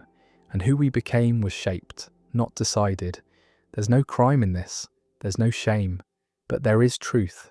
And truth allows room to breathe, to loosen the mask, to question the script. Not to abandon it, but to soften it, to make it porous, permeable, capable of change. But change is slow, change is cruel, change hurts, because it means grieving who we thought we were. It means releasing the story. And stories protect us. They keep us sane. They give the chaos a shape, a meaning, a name, even when the name is wrong, even when the meaning is broken. The philosopher Kierkegaard wrote about the despair of being oneself, the sickening weight of having to construct a self in a world that offers no blueprint, no map, only mirrors, some distorted, some cracked, and the task becomes unbearable. So we latch onto identities, roles, labels. I am this, I am not that, and we feel relief. But the relief is rented, because the self keeps shifting, and labels age poorly. They constrain, they rot, they crumble, and when they do, we panic. Because if I am not this, then who am I? And the silence answers, I don't know. And the silence is right, we don't know. We never did. The self is not a thing. It's a verb, a process, a performance, not in the fake sense, in the adaptive sense, the musical sense. We are jazz, improv call and response, and every note we play is shaped by the notes around us. This is why the environment matters so deeply. Why love matters, why cruelty leaves such long shadows. Because the self doesn't live in isolation. It reflects, it reacts, it absorbs. And when it absorbs poison, it changes shape. Not because it's weak, because it's alive. The philosopher Alan Watts once said that trying to control the mind with the mind is like trying to bite your own teeth. It can't be done, and yet we try. We scold ourselves, we berate our sadness, we attempt to willpower our way out of old wounds. But the wound isn't listening. It needs something else, not command, not logic, contact, witness, safety. These are not fluffy concepts. They are neurological realities. They are conditions under which the system can rewire. Without them, the script remains. The pattern loops, the clock ticks, and we wonder why nothing changes. But nothing changes because we are still waiting for change to come from inside. And inside is only half the story.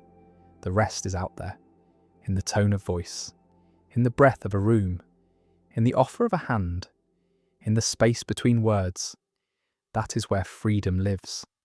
Not in the grand gesture, in the subtle shift. The tiny moment when the system feels safe enough to try a new note, a new rhythm, a new self. And maybe it sticks, maybe it doesn't. But even the trying is holy. Because trying is data, and data is what the system needs to learn. And learning, not deciding, is what shapes who we become. Most people do not remember the moment they stopped being free. Because it doesn't happen with handcuffs or prison bars. It happens in whispers, in repetitions, in small, invisible moments when their nervous system decides that certain things are no longer safe, certain feelings, certain truths, certain instincts. The shutdown is quiet, like a room slowly losing oxygen, and the person doesn't scream. They adapt. They adjust their posture, their smile, their timing. They learn what not to say, what not to want, what not to feel, and the not becomes who they are. Over time, that notness grows thick, heavy, convincing. They forget that it's armor. They forget they ever wore it. And then someone says, "Be yourself," and it feels like an insult. Because which self? The one that formed around fear? The one that survived? Or the one that never got to speak? There's an old psychoanalytic idea from Donald Winnicott. He called it the false self. It's not fake, it's protective. It's the version of a person that was allowed, the version that kept them close to love, or at least less close to abandonment. And for many people, it's the only self they've ever known. It's not a mask, it's a skin. Peeling it off would feel like death, and in a way, it is. Because the self that might have been, the spontaneous one, the wild one, the one that cried too loudly or dreamed too much, that self was never watered, never mirrored, and so it withered. Not by choice, by neglect. And now the adult walks around with echoes, a vague sense of hunger, a restlessness, a feeling that something is off. They try to fix it with careers, with relationships, with productivity, but the ache remains. Because the ache isn't about failure. It's about absence, about the parts of the self that never got to be. And the tragedy is, no one around them can see it. Because the false self is so functional, so agreeable, so successful. It performs well. It doesn't make waves, it blends. And the world rewards blending. The world calls it maturity, emotional intelligence, but sometimes it's just silence, just submission, just a nervous system in shutdown mode. And the person feels like a fraud, but they're not. They're just shaped. And the shaping was deep, so deep that they don't remember the mold. They think it's just their personality. But personality is not a blueprint. It's a history, a pattern of adaptation, of micro decisions that formed under pressure. This is why self-help so often fails. It speaks to the conscious mind. But the conscious mind is not in charge. The real change happens elsewhere, in the limbic system, in the vagus nerve, in the subtle language of safety. This is why some people cry during yoga, or after a massage, or while driving alone, because the body holds stories the mind forgot. And when the body is finally allowed to soften, the stories surface, not as sentences, as sensations, as waves, as grief that has no name. And that grief is not weakness, it's data. It's evidence of a system that tried to cope, that did its best with what it had.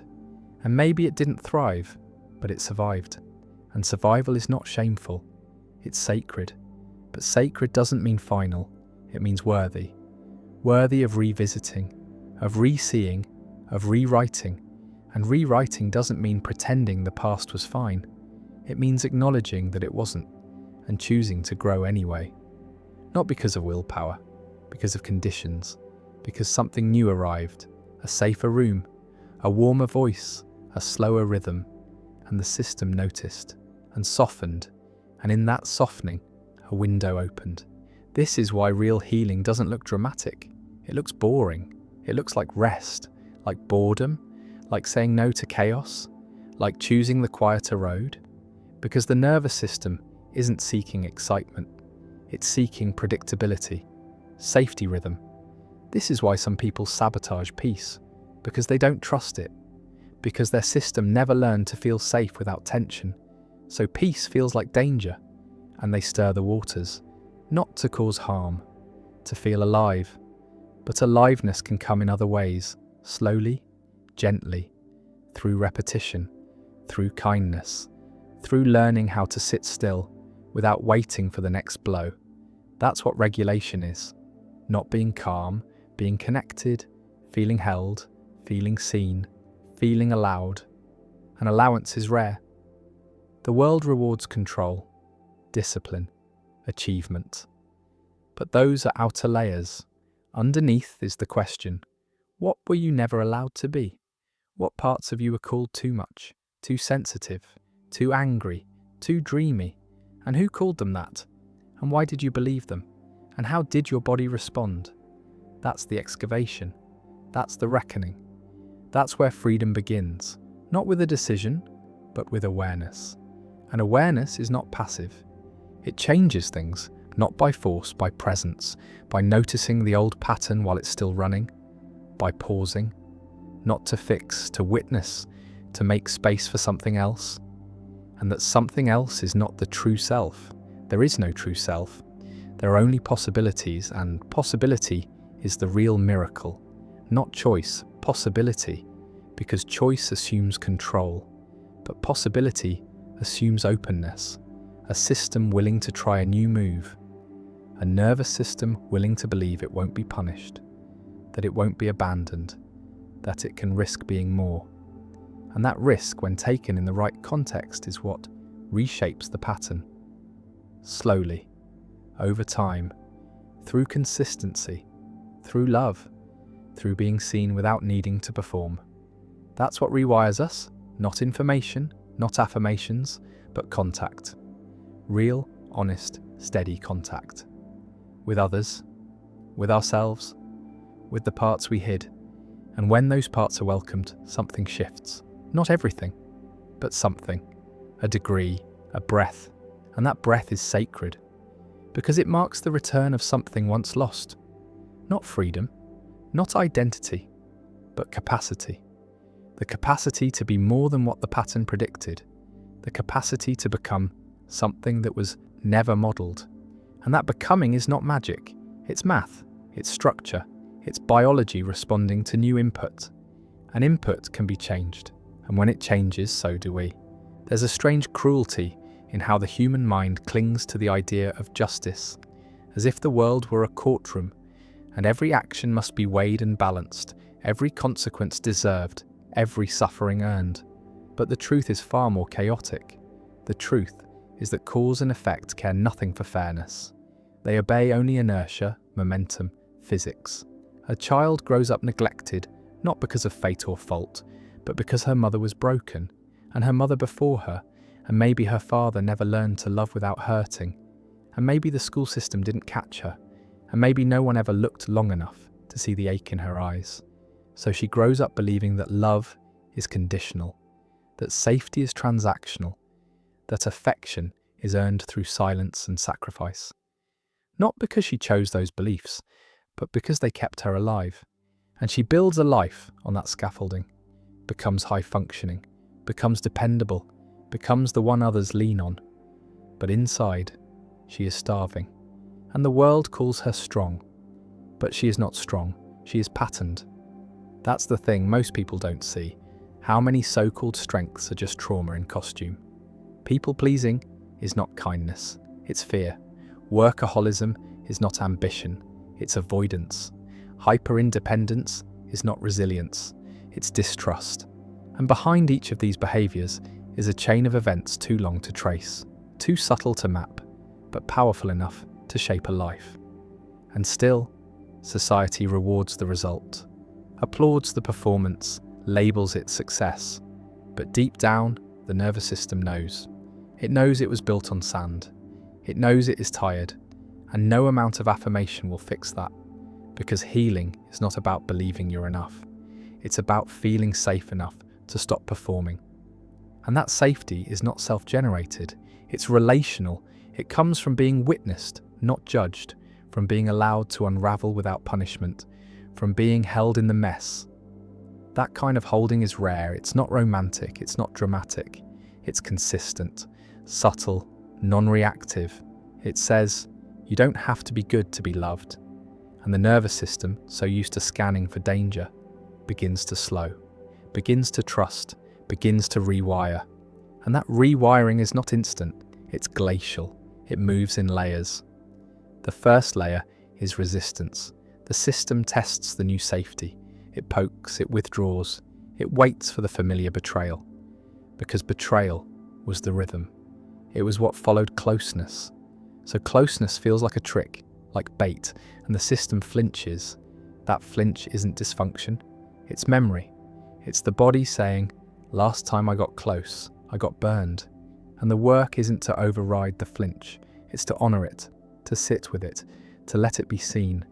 Because seeing is what softens, not forcing, not fixing, seeing. The second layer is grief. Grief for the years spent surviving. Grief for the joy that never landed. For the relationships that were rehearsals, not connections. For the childhood that was more about coping than becoming. And that grief is not linear. It comes in waves, and with each wave, the system sheds something. A mask, a muscle, a rule, and in that shedding, a space opens. And in that space, the self can breathe. Not the false self, not the ideal self, just the self as it is, unpolished, incomplete, real.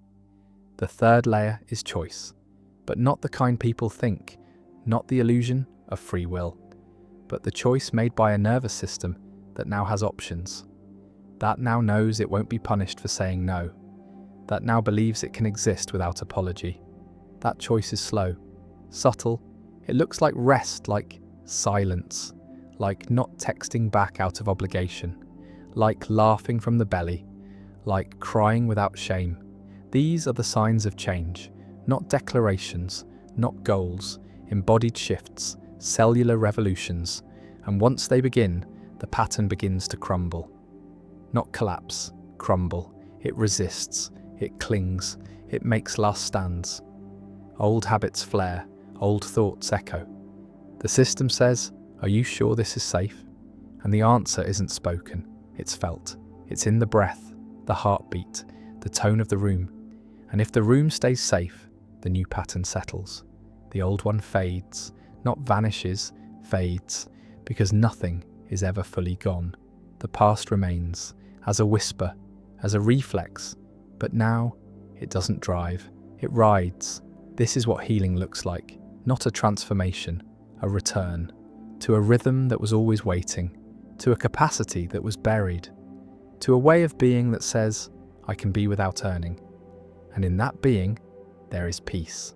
Not the peace of achievement, the peace of alignment, of coherence, of no longer splitting to survive. But the world doesn't reward this kind of peace. It won't clap for your regulated nervous system. It won't applaud your boundaries. It won't see the quiet revolution in your softness. But you will feel it in your bones, in your sleep, in the way your voice sounds when you speak your truth without shaking. That is power. Not the power to control, the power to inhabit. Fully, without flinching, without fleeing. That is what real freedom looks like.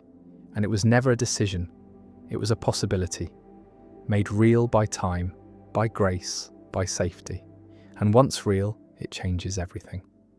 The final illusion, and perhaps the most seductive, is that of the separate self, the lone individual moving through the world, making choices, building a life, carving meaning from the chaos with nothing but will and clarity.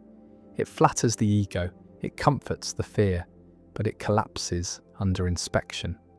Because no one acts alone. No one emerges unshaped. Every thought is a remix. Every feeling an echo. Every belief a collage of voices absorbed in childhood, in classrooms, in the quiet subtext of family dinners, of heartbreak, of praise. There is no blank slate, only layers. And those layers are laid down without permission. Long before the self becomes aware, the system is already learning.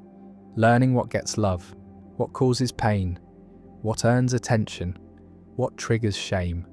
And those lessons become laws, not written in books, etched in flesh.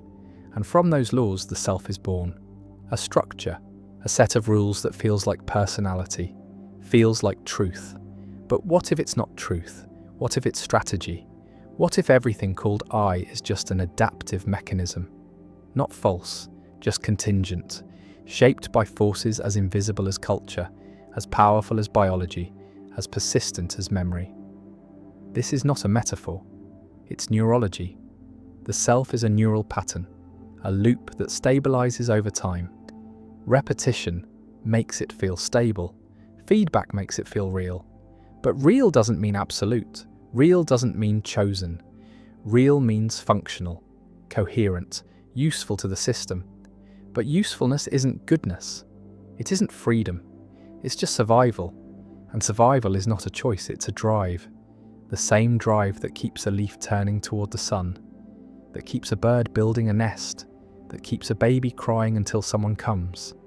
These actions feel personal, but they are structural, programmed, and yet the story persists, the story of the chooser, the doer, the self, as sovereign. Because without that story, we feel small, we feel erased. But what if small is beautiful? What if surrender is strength? What if seeing through the myth is not loss but clarity? The philosopher Alan Watts spoke of this often, that the self is not the doer, but the happening. Like a wave thinking it is separate from the ocean, like a flame thinking it created the fire. We are not detached observers, we are the process itself, the unfolding, and in that unfolding, things arise. Desires, fears, curiosities, none of them summoned, all of them appearing, and the mind scrambles to claim them, says, I wanted this. I feared that, but the wanting came first. The fearing was already in motion. The mind arrives after. It names what was already underway, and in naming, it believes. But belief is not command, it's lag. It's lag disguised as leadership. The neuroscientist David Eagleman once said, the brain is like a democracy, with thousands of competing voices, and the conscious self is just the press secretary, explaining decisions it didn't make, and the press secretary is sincere. But sincerity isn't control, it's interpretation. And interpretation is always biased. Because the brain craves coherence, even at the cost of truth, especially at the cost of truth.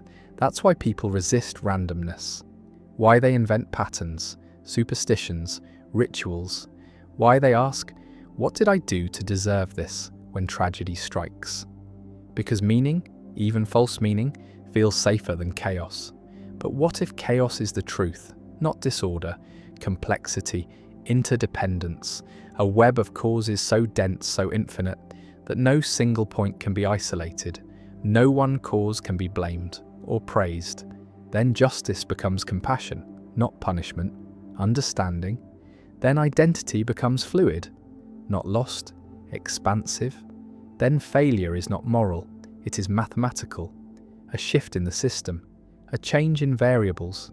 And in that view, everything softens, not because nothing matters, but because everything belongs. The dark thoughts, the strange dreams, the compulsions, the mistakes, they are not sins, they are signals of a system trying to adapt, to survive, to make sense.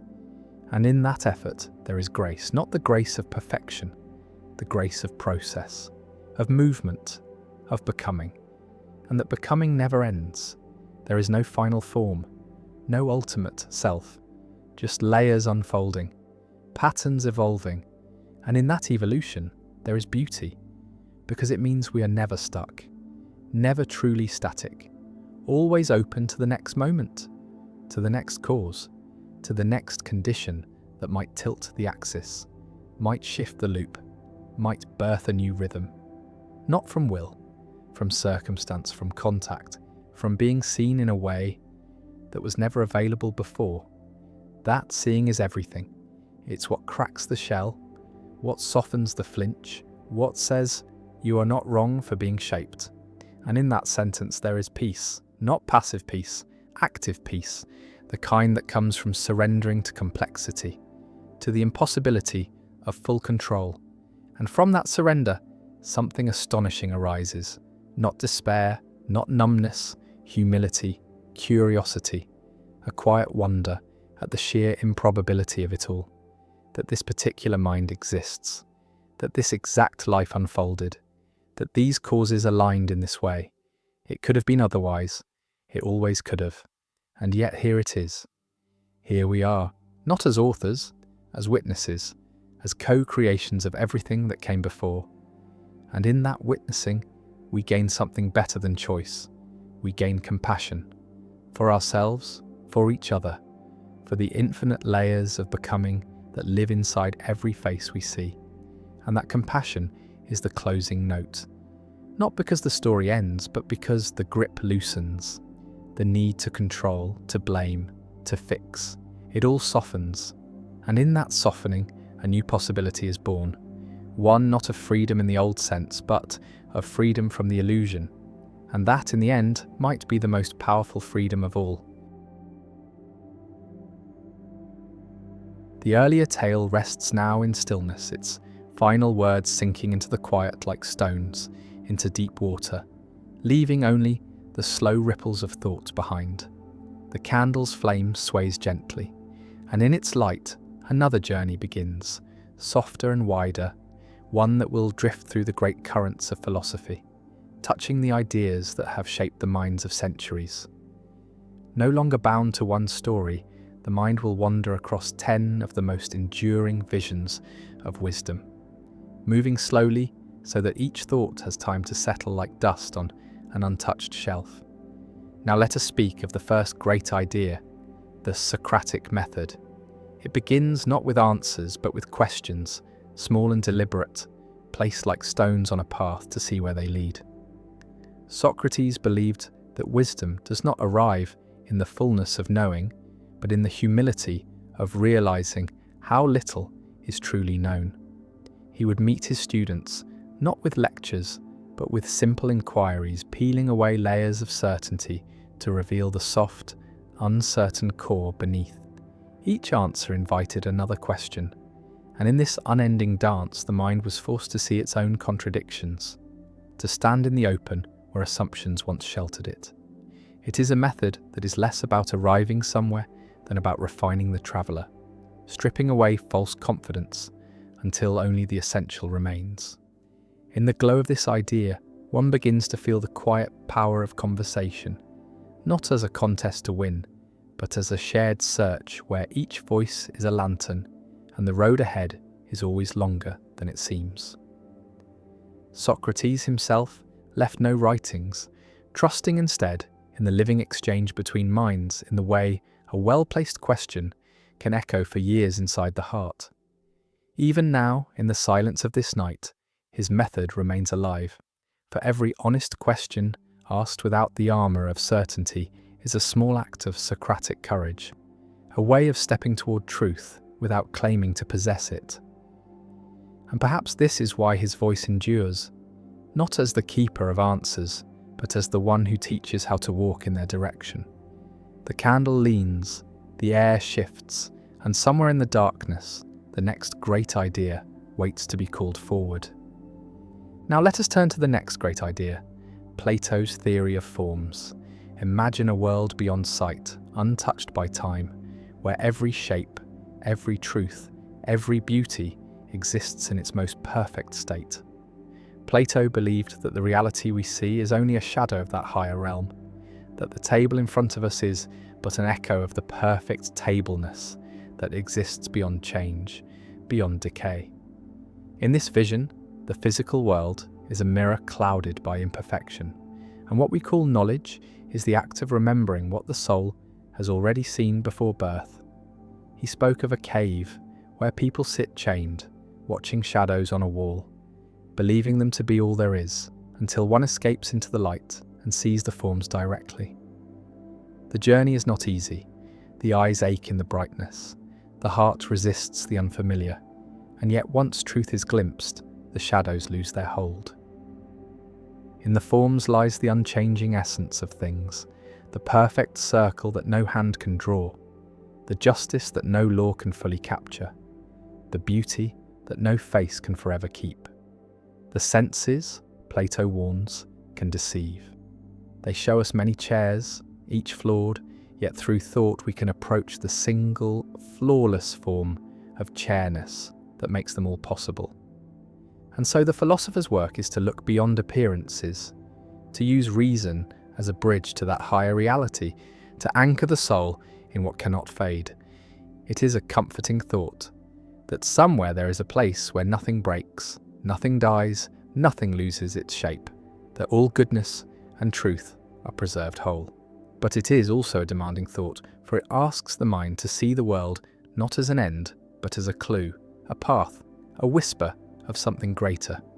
In this way, every ordinary thing becomes a signpost, every imperfect moment a reminder that perfection exists elsewhere, drawing us on.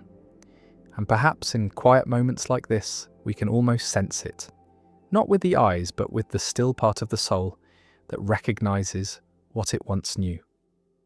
The candle burns steadily, casting its own shadows on the wall, and one wonders which world this light belongs to, the one of change or the one of forms. Perhaps both. Perhaps every flicker is an invitation to turn toward the light. Now let us speak of Aristotle's virtue ethics, a vision of the good life not built on rigid rules or fleeting pleasures, but on the cultivation of character. Aristotle saw human life as a movement toward eudaimonia, a word often softened into happiness, but more deeply meaning human flourishing, the full flowering of one's nature.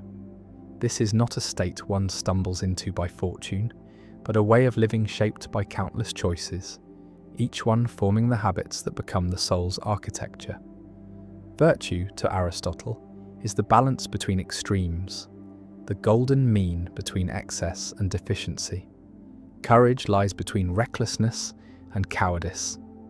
Generosity lies between wastefulness and stinginess. Honesty lies between boastfulness and self-deprecation.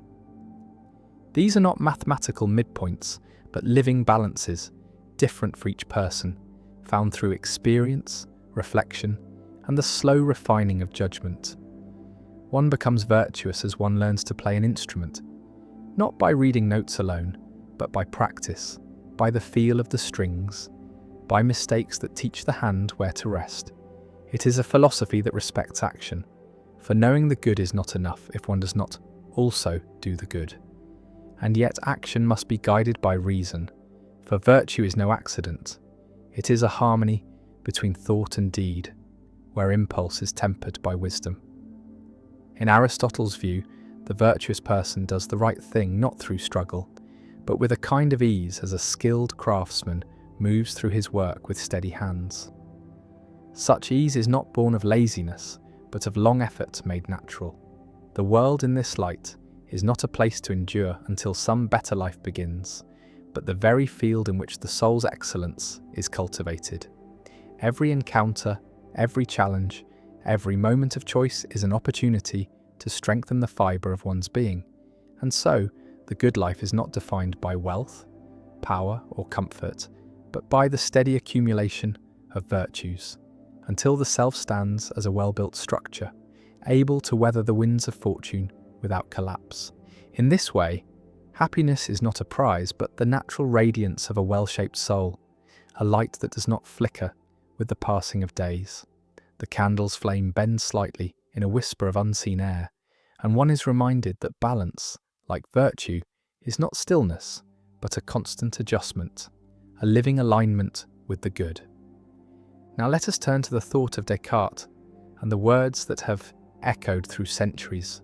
Cogito ergo sum, I think therefore I am. It is a phrase born not from pride, but from doubt so deep it sought to strip away everything that could possibly be questioned, leaving only what could not be denied. Descartes imagined himself sweeping the mind clean of all assumption, pulling away the familiar scaffolding of belief until he stood alone in a vast space where nothing felt certain. Could the senses be trusted? They had deceived before. Could memories be trusted? They could be illusions. Could the body itself be trusted? Perhaps it was a dream, a trick, a fleeting projection.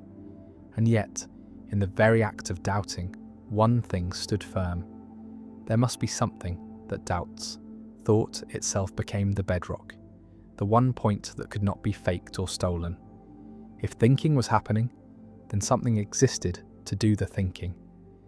This was not the end of his journey, but the first firm stone on which to build. From here, Descartes sought to rebuild the house of knowledge, brick by brick, each step tested for certainty. He wished for clarity as bright as geometry, truths so undeniable they could support all others.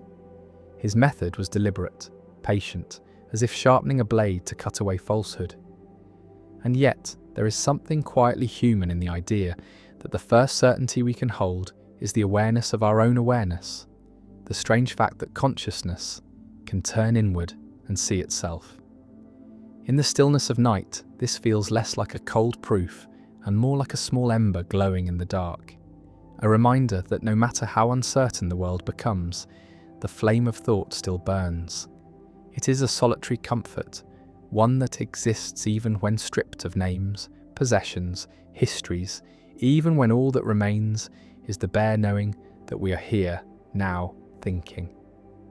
Descartes' thought also whispers of the responsibility that comes with such certainty.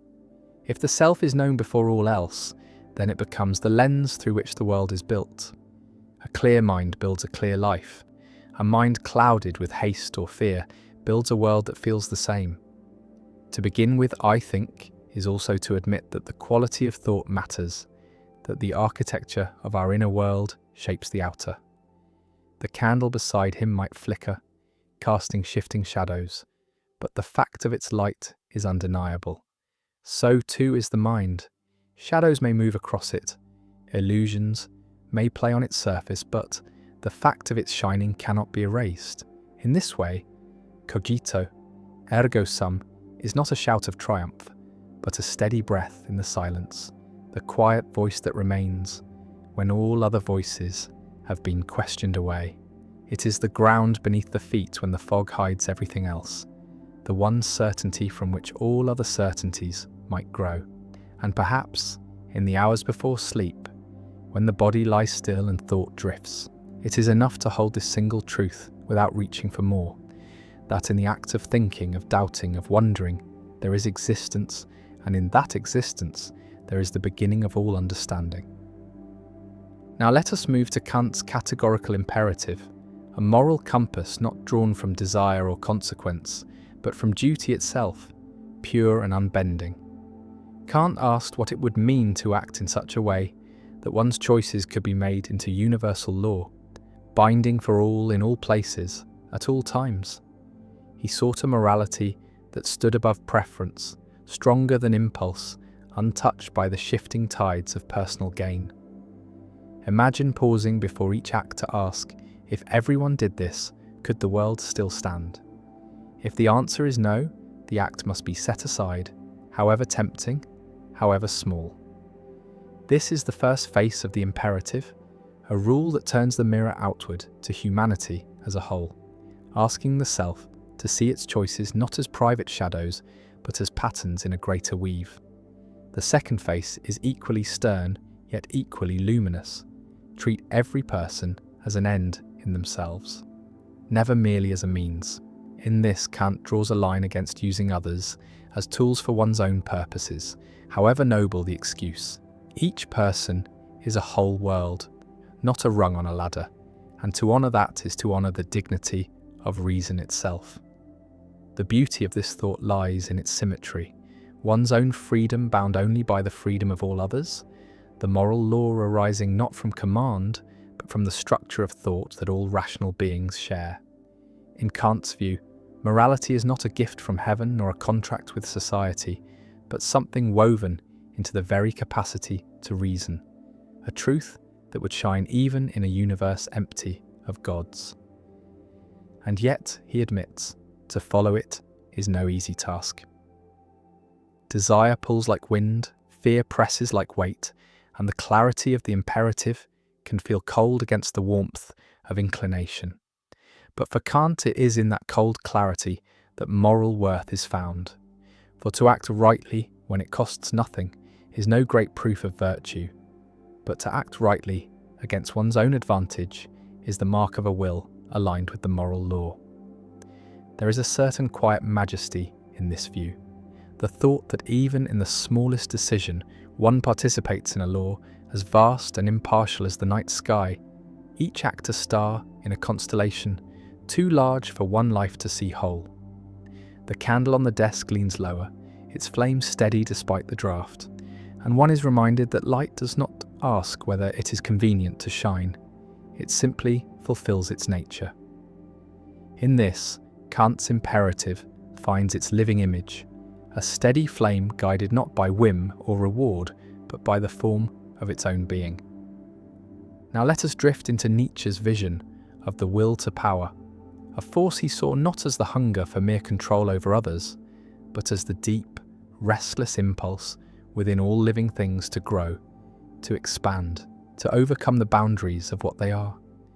For Nietzsche, life itself was a movement toward more life, a ceaseless reaching, like roots pressing through stone, or rivers carving valleys over centuries. The will to power was not simply ambition, nor the shallow thirst for domination, but the inner current that drives the seed to become a tree, the artist to create beyond exhaustion, the thinker to break the limits of inherited truth. In his eyes, existence was not content to remain still. It surged forward in infinite forms, testing itself, reshaping itself, becoming more than it was. Even suffering could be part of this will, for struggle was not a mark of weakness, but a forge where strength was tempered. To embrace the will to power was to see life not as a series of obstacles, to endure until rest, but as a great arena in which one's being was sharpened through challenge, conflict, and creation. He warned against the life lived too safely, for in the shelter from hardship, the will could wither, becoming timid and pale. Better, he thought, to step into the storm and find in it the raw material from which to build oneself anew. It was this idea that fed his vision of the Übermensch, the one who creates their own values, standing beyond the dictates of the herd, shaping a self as an artist shapes stone, not with submission, but with the courage to carve. Such a life was not without cost. It demanded the abandonment of illusions that comfort but weaken, the acceptance that meaning is not given but made. Yet in this creation, the will to power finds its highest form, not in ruling over others, but in ruling over the self, in mastering the chaos within and turning it toward a work of art that is one's own existence. The night deepens as the thought settles, and one can feel in its quiet insistence the truth Nietzsche sensed, that even in stillness, the will stirs, like embers beneath ash, waiting for the breath that will bring them back into flame. Now let us turn to the idea of utilitarianism, the quiet yet weighty belief that the right action is the one that brings the greatest happiness to the greatest number. It is a thought that moves like a measuring hand over every choice, weighing pleasure against pain, joy against sorrow, as if morality itself could be shaped into a delicate balance. Jeremy Bentham spoke of it first in clear, almost mathematical terms, imagining each decision as a calculation, a sum of benefit and harm. John Stuart Mill refined it, reminding that not all pleasures are equal, that the delight of the mind and the depth of the heart stand above the fleeting gratifications of the body. In this way, the principle grows from mere arithmetic into a philosophy of care, one that asks not simply, "What do I want?" but "What will ease the burdens of all?" And yet, there is a softness in its ambition, for it does not dream of perfect worlds or flawless virtue, only of the steady increase of well-being, the lessening of needless suffering. In the quiet of night, such a thought has a certain tenderness, a recognition that life is already heavy and that the best we can do is to make it lighter where we can. But utilitarianism is not without its shadows. To weigh happiness is to sometimes choose between lives, to accept that what benefits the many may wound the few, and this calculation can cut deeply into the fabric of moral certainty. It demands a coolness of mind that can seem at odds with the warmth of compassion, and yet it is driven by compassion's root desire, that pain be less and joy be more. One might picture it as a lantern carried through a dark field, its light cast not just for the carrier, but for all who walk nearby. Each act becomes a ripple in a still pond, spreading outward in rings unseen, touching lives never met. To live by such a rule is to be always aware of these ripples, to choose with an eye not on the self alone, but on the widening circle of effect. In this way, the smallest kindness becomes great, and the smallest cruelty becomes grave. The candle's flame dips, sways, then steadies again, and one can almost feel in that fragile steadiness the essence of this thought, that the good is not a single blaze, but the gentle work of keeping the light burning for as many as it can reach. Now let us drift into the realm of existentialism, a philosophy that stands in the quiet space between the vast indifference of the universe and the fragile beating of a human heart. Kierkegaard spoke of the leap, the choice to believe or to act in the face of uncertainty, while Sartre declared that existence precedes essence, that we are not born with a fixed nature, but must carve our own from the raw stone of being. In this vision, there is no script, no eternal blueprint waiting to be discovered, only the open field of freedom, both exhilarating and heavy with the weight of responsibility. For to be free is also to be without excuse. Every choice, even the refusal to choose, shapes the meaning of one's life. Camus saw this clearly in the figure of Sisyphus, condemned to push the boulder without end, yet free to find joy in the act itself, to turn the burden into a form of defiance. In existentialism, the meaning of life is not given but made, shaped moment by moment in the furnace of decision. It is a philosophy that does not shy from the darkness. It asks us to stand within it and light our own small flame, knowing it may be the only one. This freedom can be dizzying, for the mind longs for certainty, for a map, for a guiding star that will not fade. Yet existentialism whispers that no such star is fixed, that we must chart the heavens ourselves, and that in doing so we become the cartographers of our own reality. Even despair in this light can be transformed, for when nothing is predetermined, every step becomes a declaration, every act a creation. The candle on the table burns without asking why. Its purpose is found in the burning itself. So too with life. Its meaning may be nothing more than the living of it, and yet in that simple truth lies a strange and unshakable dignity. To live without guarantees is to walk a path that is fully one's own, and in that ownership there is both solitude and strength.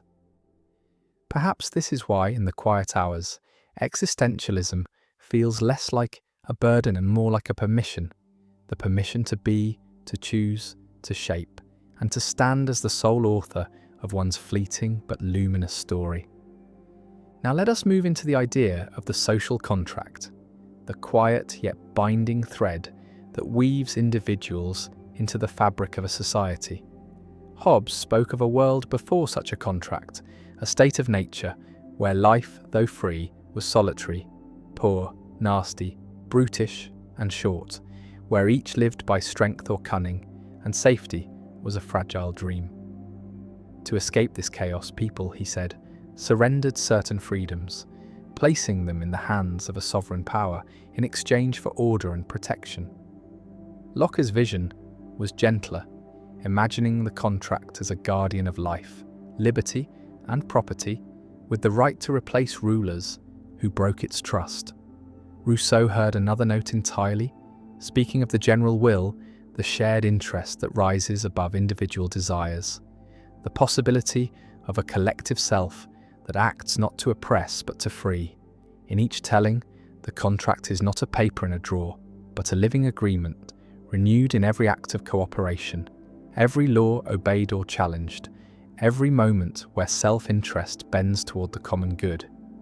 It is unseen yet everywhere, shaping the streets we walk, the words we speak, the trust with which we open our doors at night. Without it, the world would return to the scattered silence of fear, where each step must be guarded and every stranger is a threat.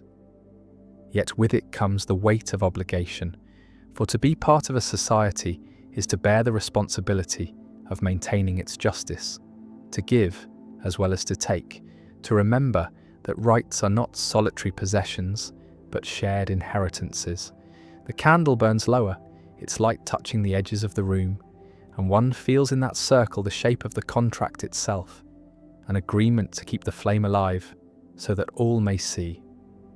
But contracts, like flames, are delicate. They require care, they demand the tending of truth, the protection of fairness, the vigilance against those who would twist the common good to private ends. And so, to honour the social contract is not only to live within its safety, but to guard its spirit, to ensure that the promise made long ago in silence still holds in the lives of those who have never spoken it aloud. Now let us wander into the ancient current of the Tao, the way, the quiet path spoken of in the old verses of Lao Tzu, a path not built but discovered, not forced but followed. The Tao is the rhythm beneath all rhythms, the flowing order that needs no command, the movement of clouds and rivers, the unfurling of leaves, the turning of the seasons, all in harmony, without hurry. To walk with the Tao is to let go of the restless urge to control, to see that the world shapes itself without the heavy hand of constant interference. The sages called this Wu Wei, effortless action. Not idleness, but the art of doing in a way that does not fight the current. It is the tree bending in the wind rather than breaking, the stream finding its way, a round stone without force. The Tao is not a destination, but the living present. Not a doctrine, but the quiet awareness that each moment holds its own completeness. It asks no oaths, no declarations, only the soft attentiveness that notices the pattern already unfolding. One who follows the Tao is like water, yielding yet unstoppable, clear yet deep, seeking the low places others avoid, nourishing without demanding. This way of being does not deny desire, but it does not cling to it. It does not refuse action, but it does not wrestle with it. In this light, ambition is not abandoned, but transformed, becoming less about climbing and more about flowing, less about conquest and more about harmony. The candle flickers with a small shift in the air, its flames swaying but not going out. A small lesson in the Tao itself: movement without loss, change without destruction. To understand the Tao is to see that control is an illusion, that the greatest strength often lies in yielding, that the world's deepest wisdom moves quietly, without announcement, shaping mountains and lives alike in its patient course. And so the way is always here, as near as the breath, as silent as the stars, waiting only for the stillness in which it can be heard. Now let us drift into David Hume's quiet yet unsettling thought, the problem of induction, a gentle unthreading of the trust we place in the patterns of the world.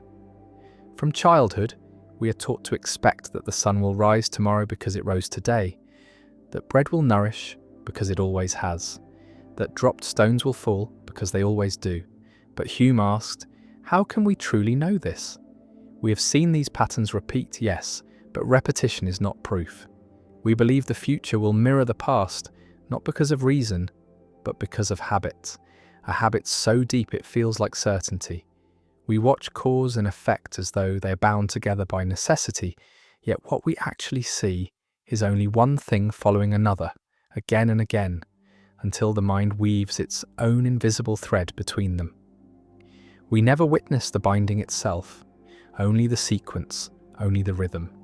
In this way, our confidence in tomorrow rests on an assumption we cannot prove, and yet cannot live without. Hume did not mean to strip the world of trust, but to show that our trust is a creature of the mind, not the logic of the universe. This thought can feel like standing at the edge of a vast plain at night, knowing the path forward is only lit by the small lantern of memory, and the rest is darkness we simply step into, believing the ground will still be there. The beauty of Hume's insight lies in its humility, for it reminds us that knowledge is not as solid as we wish it to be, that certainty is a quiet agreement between experience and expectation. Even the candle beside us burns with the same illusion.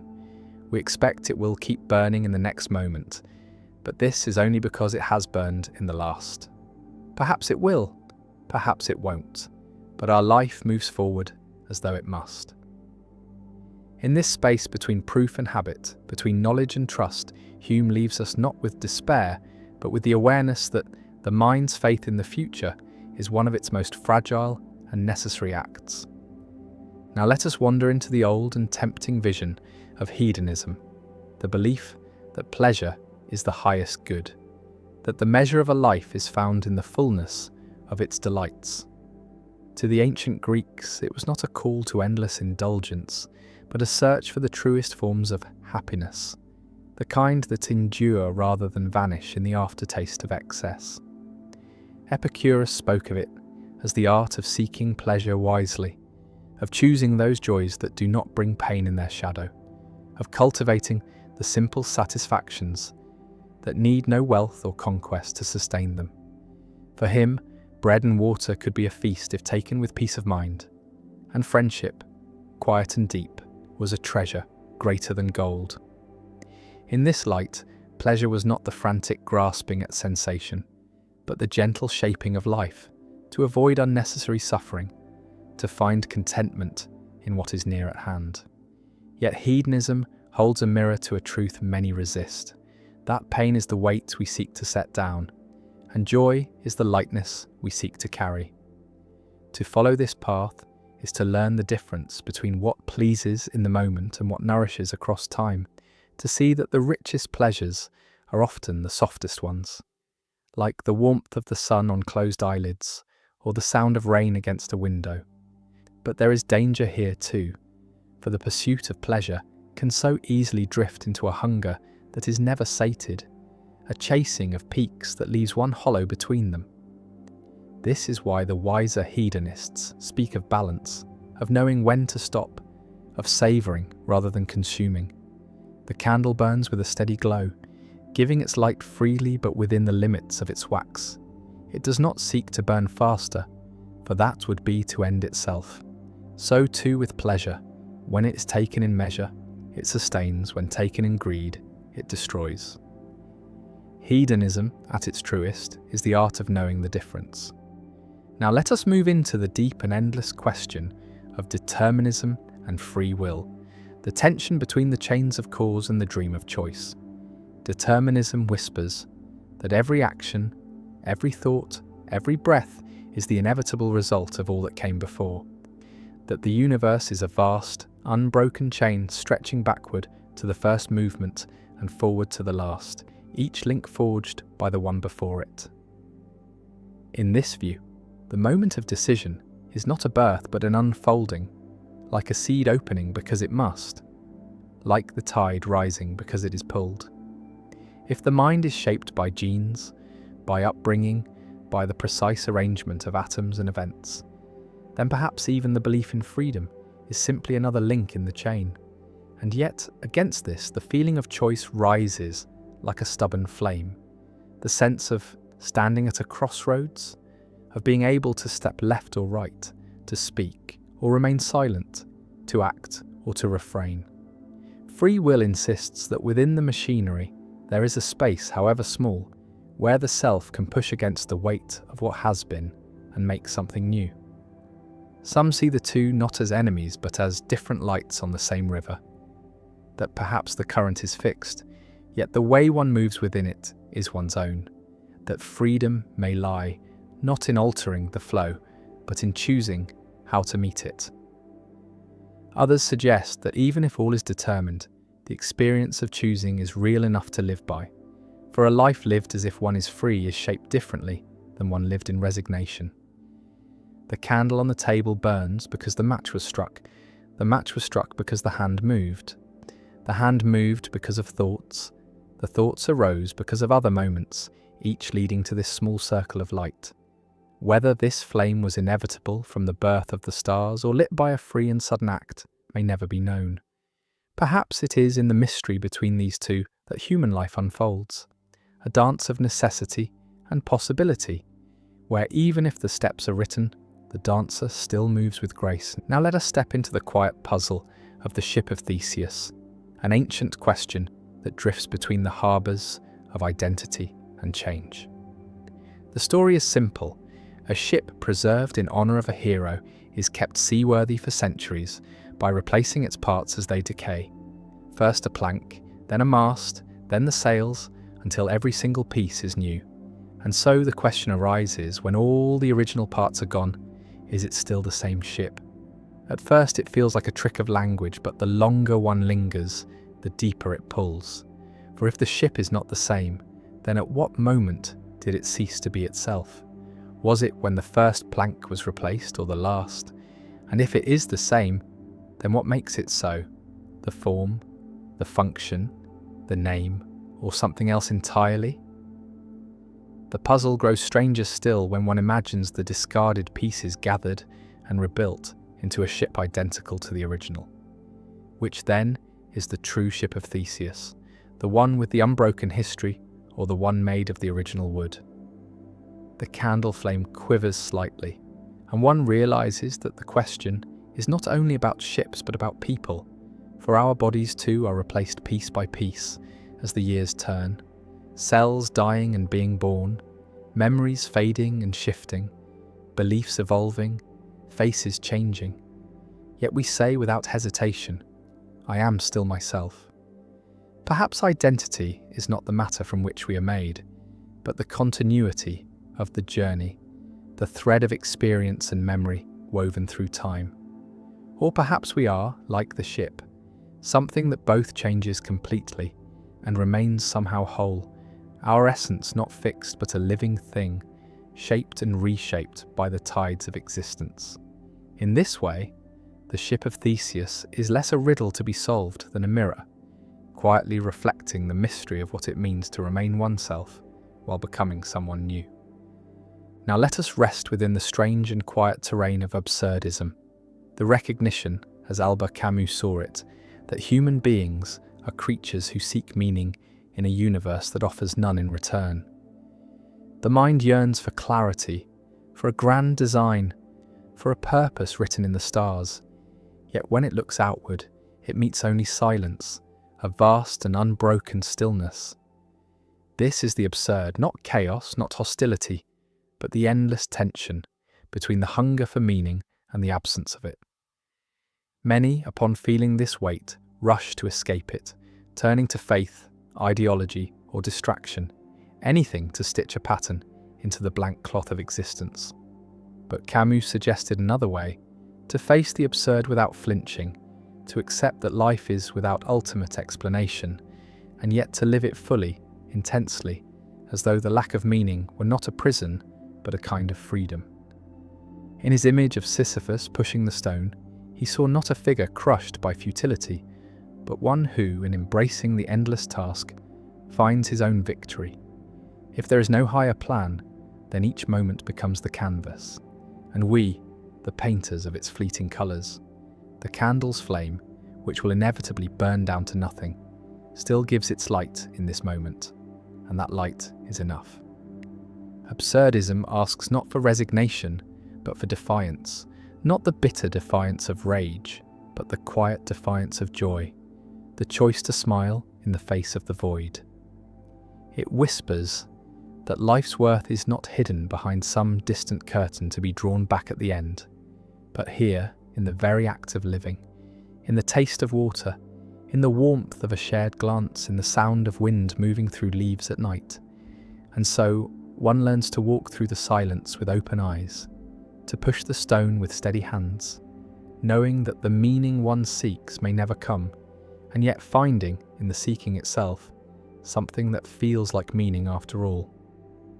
Now let us enter the shadow depths of Plato's allegory of the cave, a vision of human understanding drawn in the soft charcoal of myth. Imagine a group of people who have lived their whole lives chained in darkness, their faces turned toward a wall, able to see only the flickering shadows cast by objects passing before a fire behind them. To these prisoners, the shadows are the only reality, the shapes the only truth, for they have never seen the objects themselves, nor the fire, nor the world beyond the cave. Then imagine that one prisoner is freed, pulled into the light, stumbling and blinded at first. For the truth is painful when the eyes have known only darkness. Slowly, shapes emerge. The fire, the path upward, and finally, beyond the cave, the vast and radiant world under the open sky. Trees, water, sunlight, stars. In that moment, the freed one understands that all they had believed was but a pale reflection of something greater. Yet the allegory does not end there, for the freed prisoner feels the pull to return, to descend again into the cave and tell the others of what lies beyond. But the others, unaccustomed to such talk, may not believe, may even resist, for the comfort of familiar shadows can feel safer than the blinding strangeness of truth. Plato's vision is not only about knowledge, but about the soul's journey from illusion to reality and the cost of awakening. For to see the light is also to know the darkness for what it is, and to live with the burden of both. The candle on the table flickers, casting soft shadows on the wall, and one can feel the cave in them, the way perception can be bound by what the senses allow, the way truth often waits beyond the frame of sight. The allegory whispers that each life is a kind of cave, and that to seek wisdom is to climb toward the light, even if the ascent is slow, even if the sun's brightness brings tears, even if the ones left below cannot follow. Now let us move into the still centre of Aristotle's golden mean, the gentle balance he saw as the heart of virtue, the narrow path between the cliffs of excess and deficiency. For Aristotle, every virtue is a midpoint, not an exact line drawn in stone, but a living balance that shifts with circumstance and person. Courage lies between cowardice and recklessness, generosity between miserliness and waste, humility between arrogance and self-abasement. It is not the avoidance of extremes for their own sake, but the seeking of the place where equality is at its most fitting, most human, most whole. This balance is not static, for life moves, and with it the measure of the mean. What is courage in one moment may be recklessness in another. What is restraint today may be cowardice tomorrow. The golden mean asks for a constant listening, a steady attunement to the harmony of the situation, as a musician adjusts each note to the flow of the music. In this way, virtue becomes less a rigid rule and more a craft, something shaped with patience and care, a skill honed in the quiet decisions that fill the days. Yet to live in balance is not to live without passion. Aristotle did not call for the dull flattening of all feeling, but for the full flowering of what is good in its right place and measure. The candle burns at such a mean. Too small a flame, and it will fade into darkness. Too large, and it will consume itself.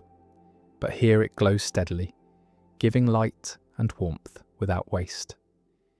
The golden mean is a reminder that wisdom often lives, not in the loud gesture or the final extreme, but in the quiet middle, where the forces of life meet and steady each other. And so, to walk in virtue is to walk that narrow yet shifting road, feeling the weight of each step, listening for the place where one stands in harmony with both the self and the world. Now let us drift into the quiet logic of the principle of sufficient reason, the thought that nothing exists without a reason why it is so and not otherwise.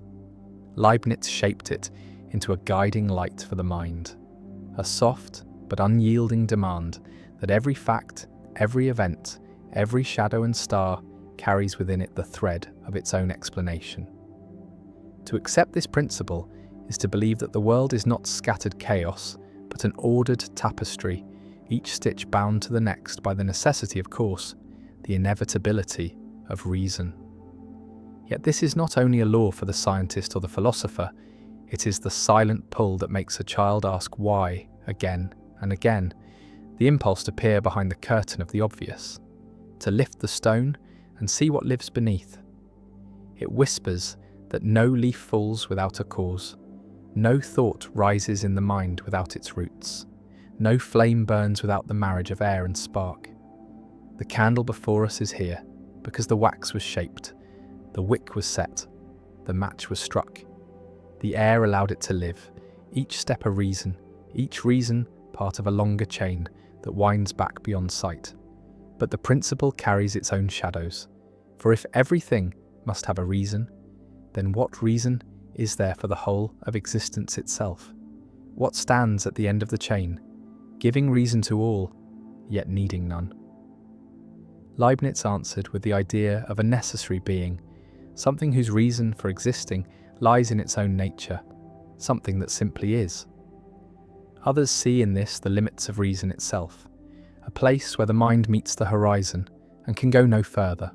Still, the principle remains a lantern in the dark, guiding thought through the tangled forest of causes, reminding us that to understand is to search for the thread that binds each moment to another, even if in the end that thread disappears into the silence from which all things come. Now let us sink into the shadowed waters of nihilism, the unsettling recognition that life may hold no inherent meaning, no ultimate purpose written into its fabric. The word carries the chill of emptiness, yet its roots lie not in the desire to destroy, but in the willingness to strip away illusions, to stand before the world without the shelter of comforting fictions. Nietzsche spoke of it as both a danger and a beginning. For when the old beliefs crumble, when the foundations that once seemed eternal turn to dust, a vast space opens.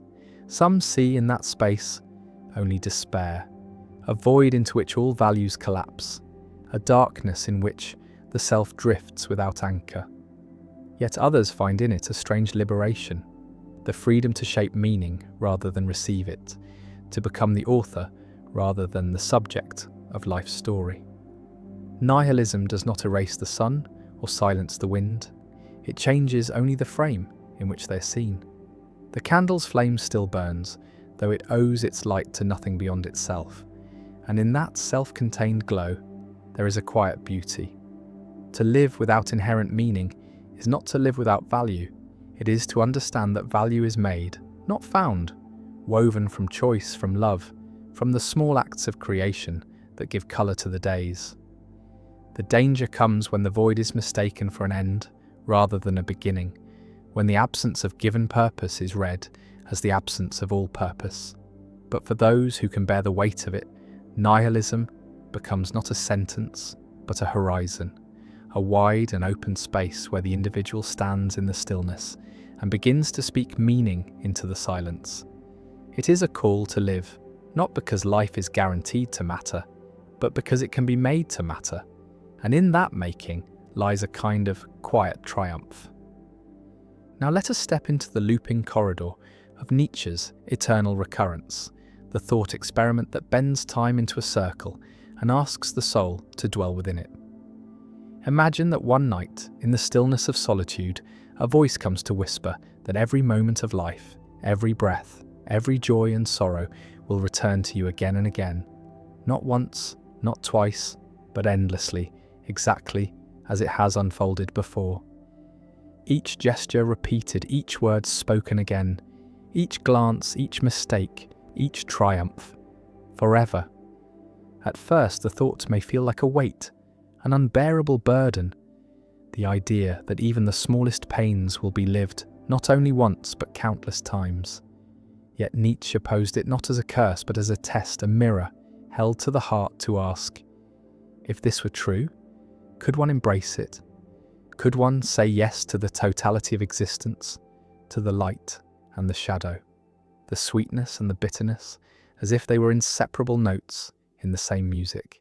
To live as though the eternal recurrence were real is to live without reservation, to choose each act as if it were to echo across eternity, to stand before life and affirm it wholly without wishing a single moment away.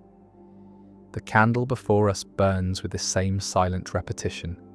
Each flicker is both new and the same, a dance of light that will appear and vanish in countless forms, yet always aflame. The idea does not demand belief in a literal cycle. It asks instead whether one can meet life with such depth of acceptance that even if all returned forever, nothing in it would be denied. It is a call to live so completely that time itself, in its endless turning, would become not a prison, but a celebration, a circle one would step into again and again, not in resignation, but in joy.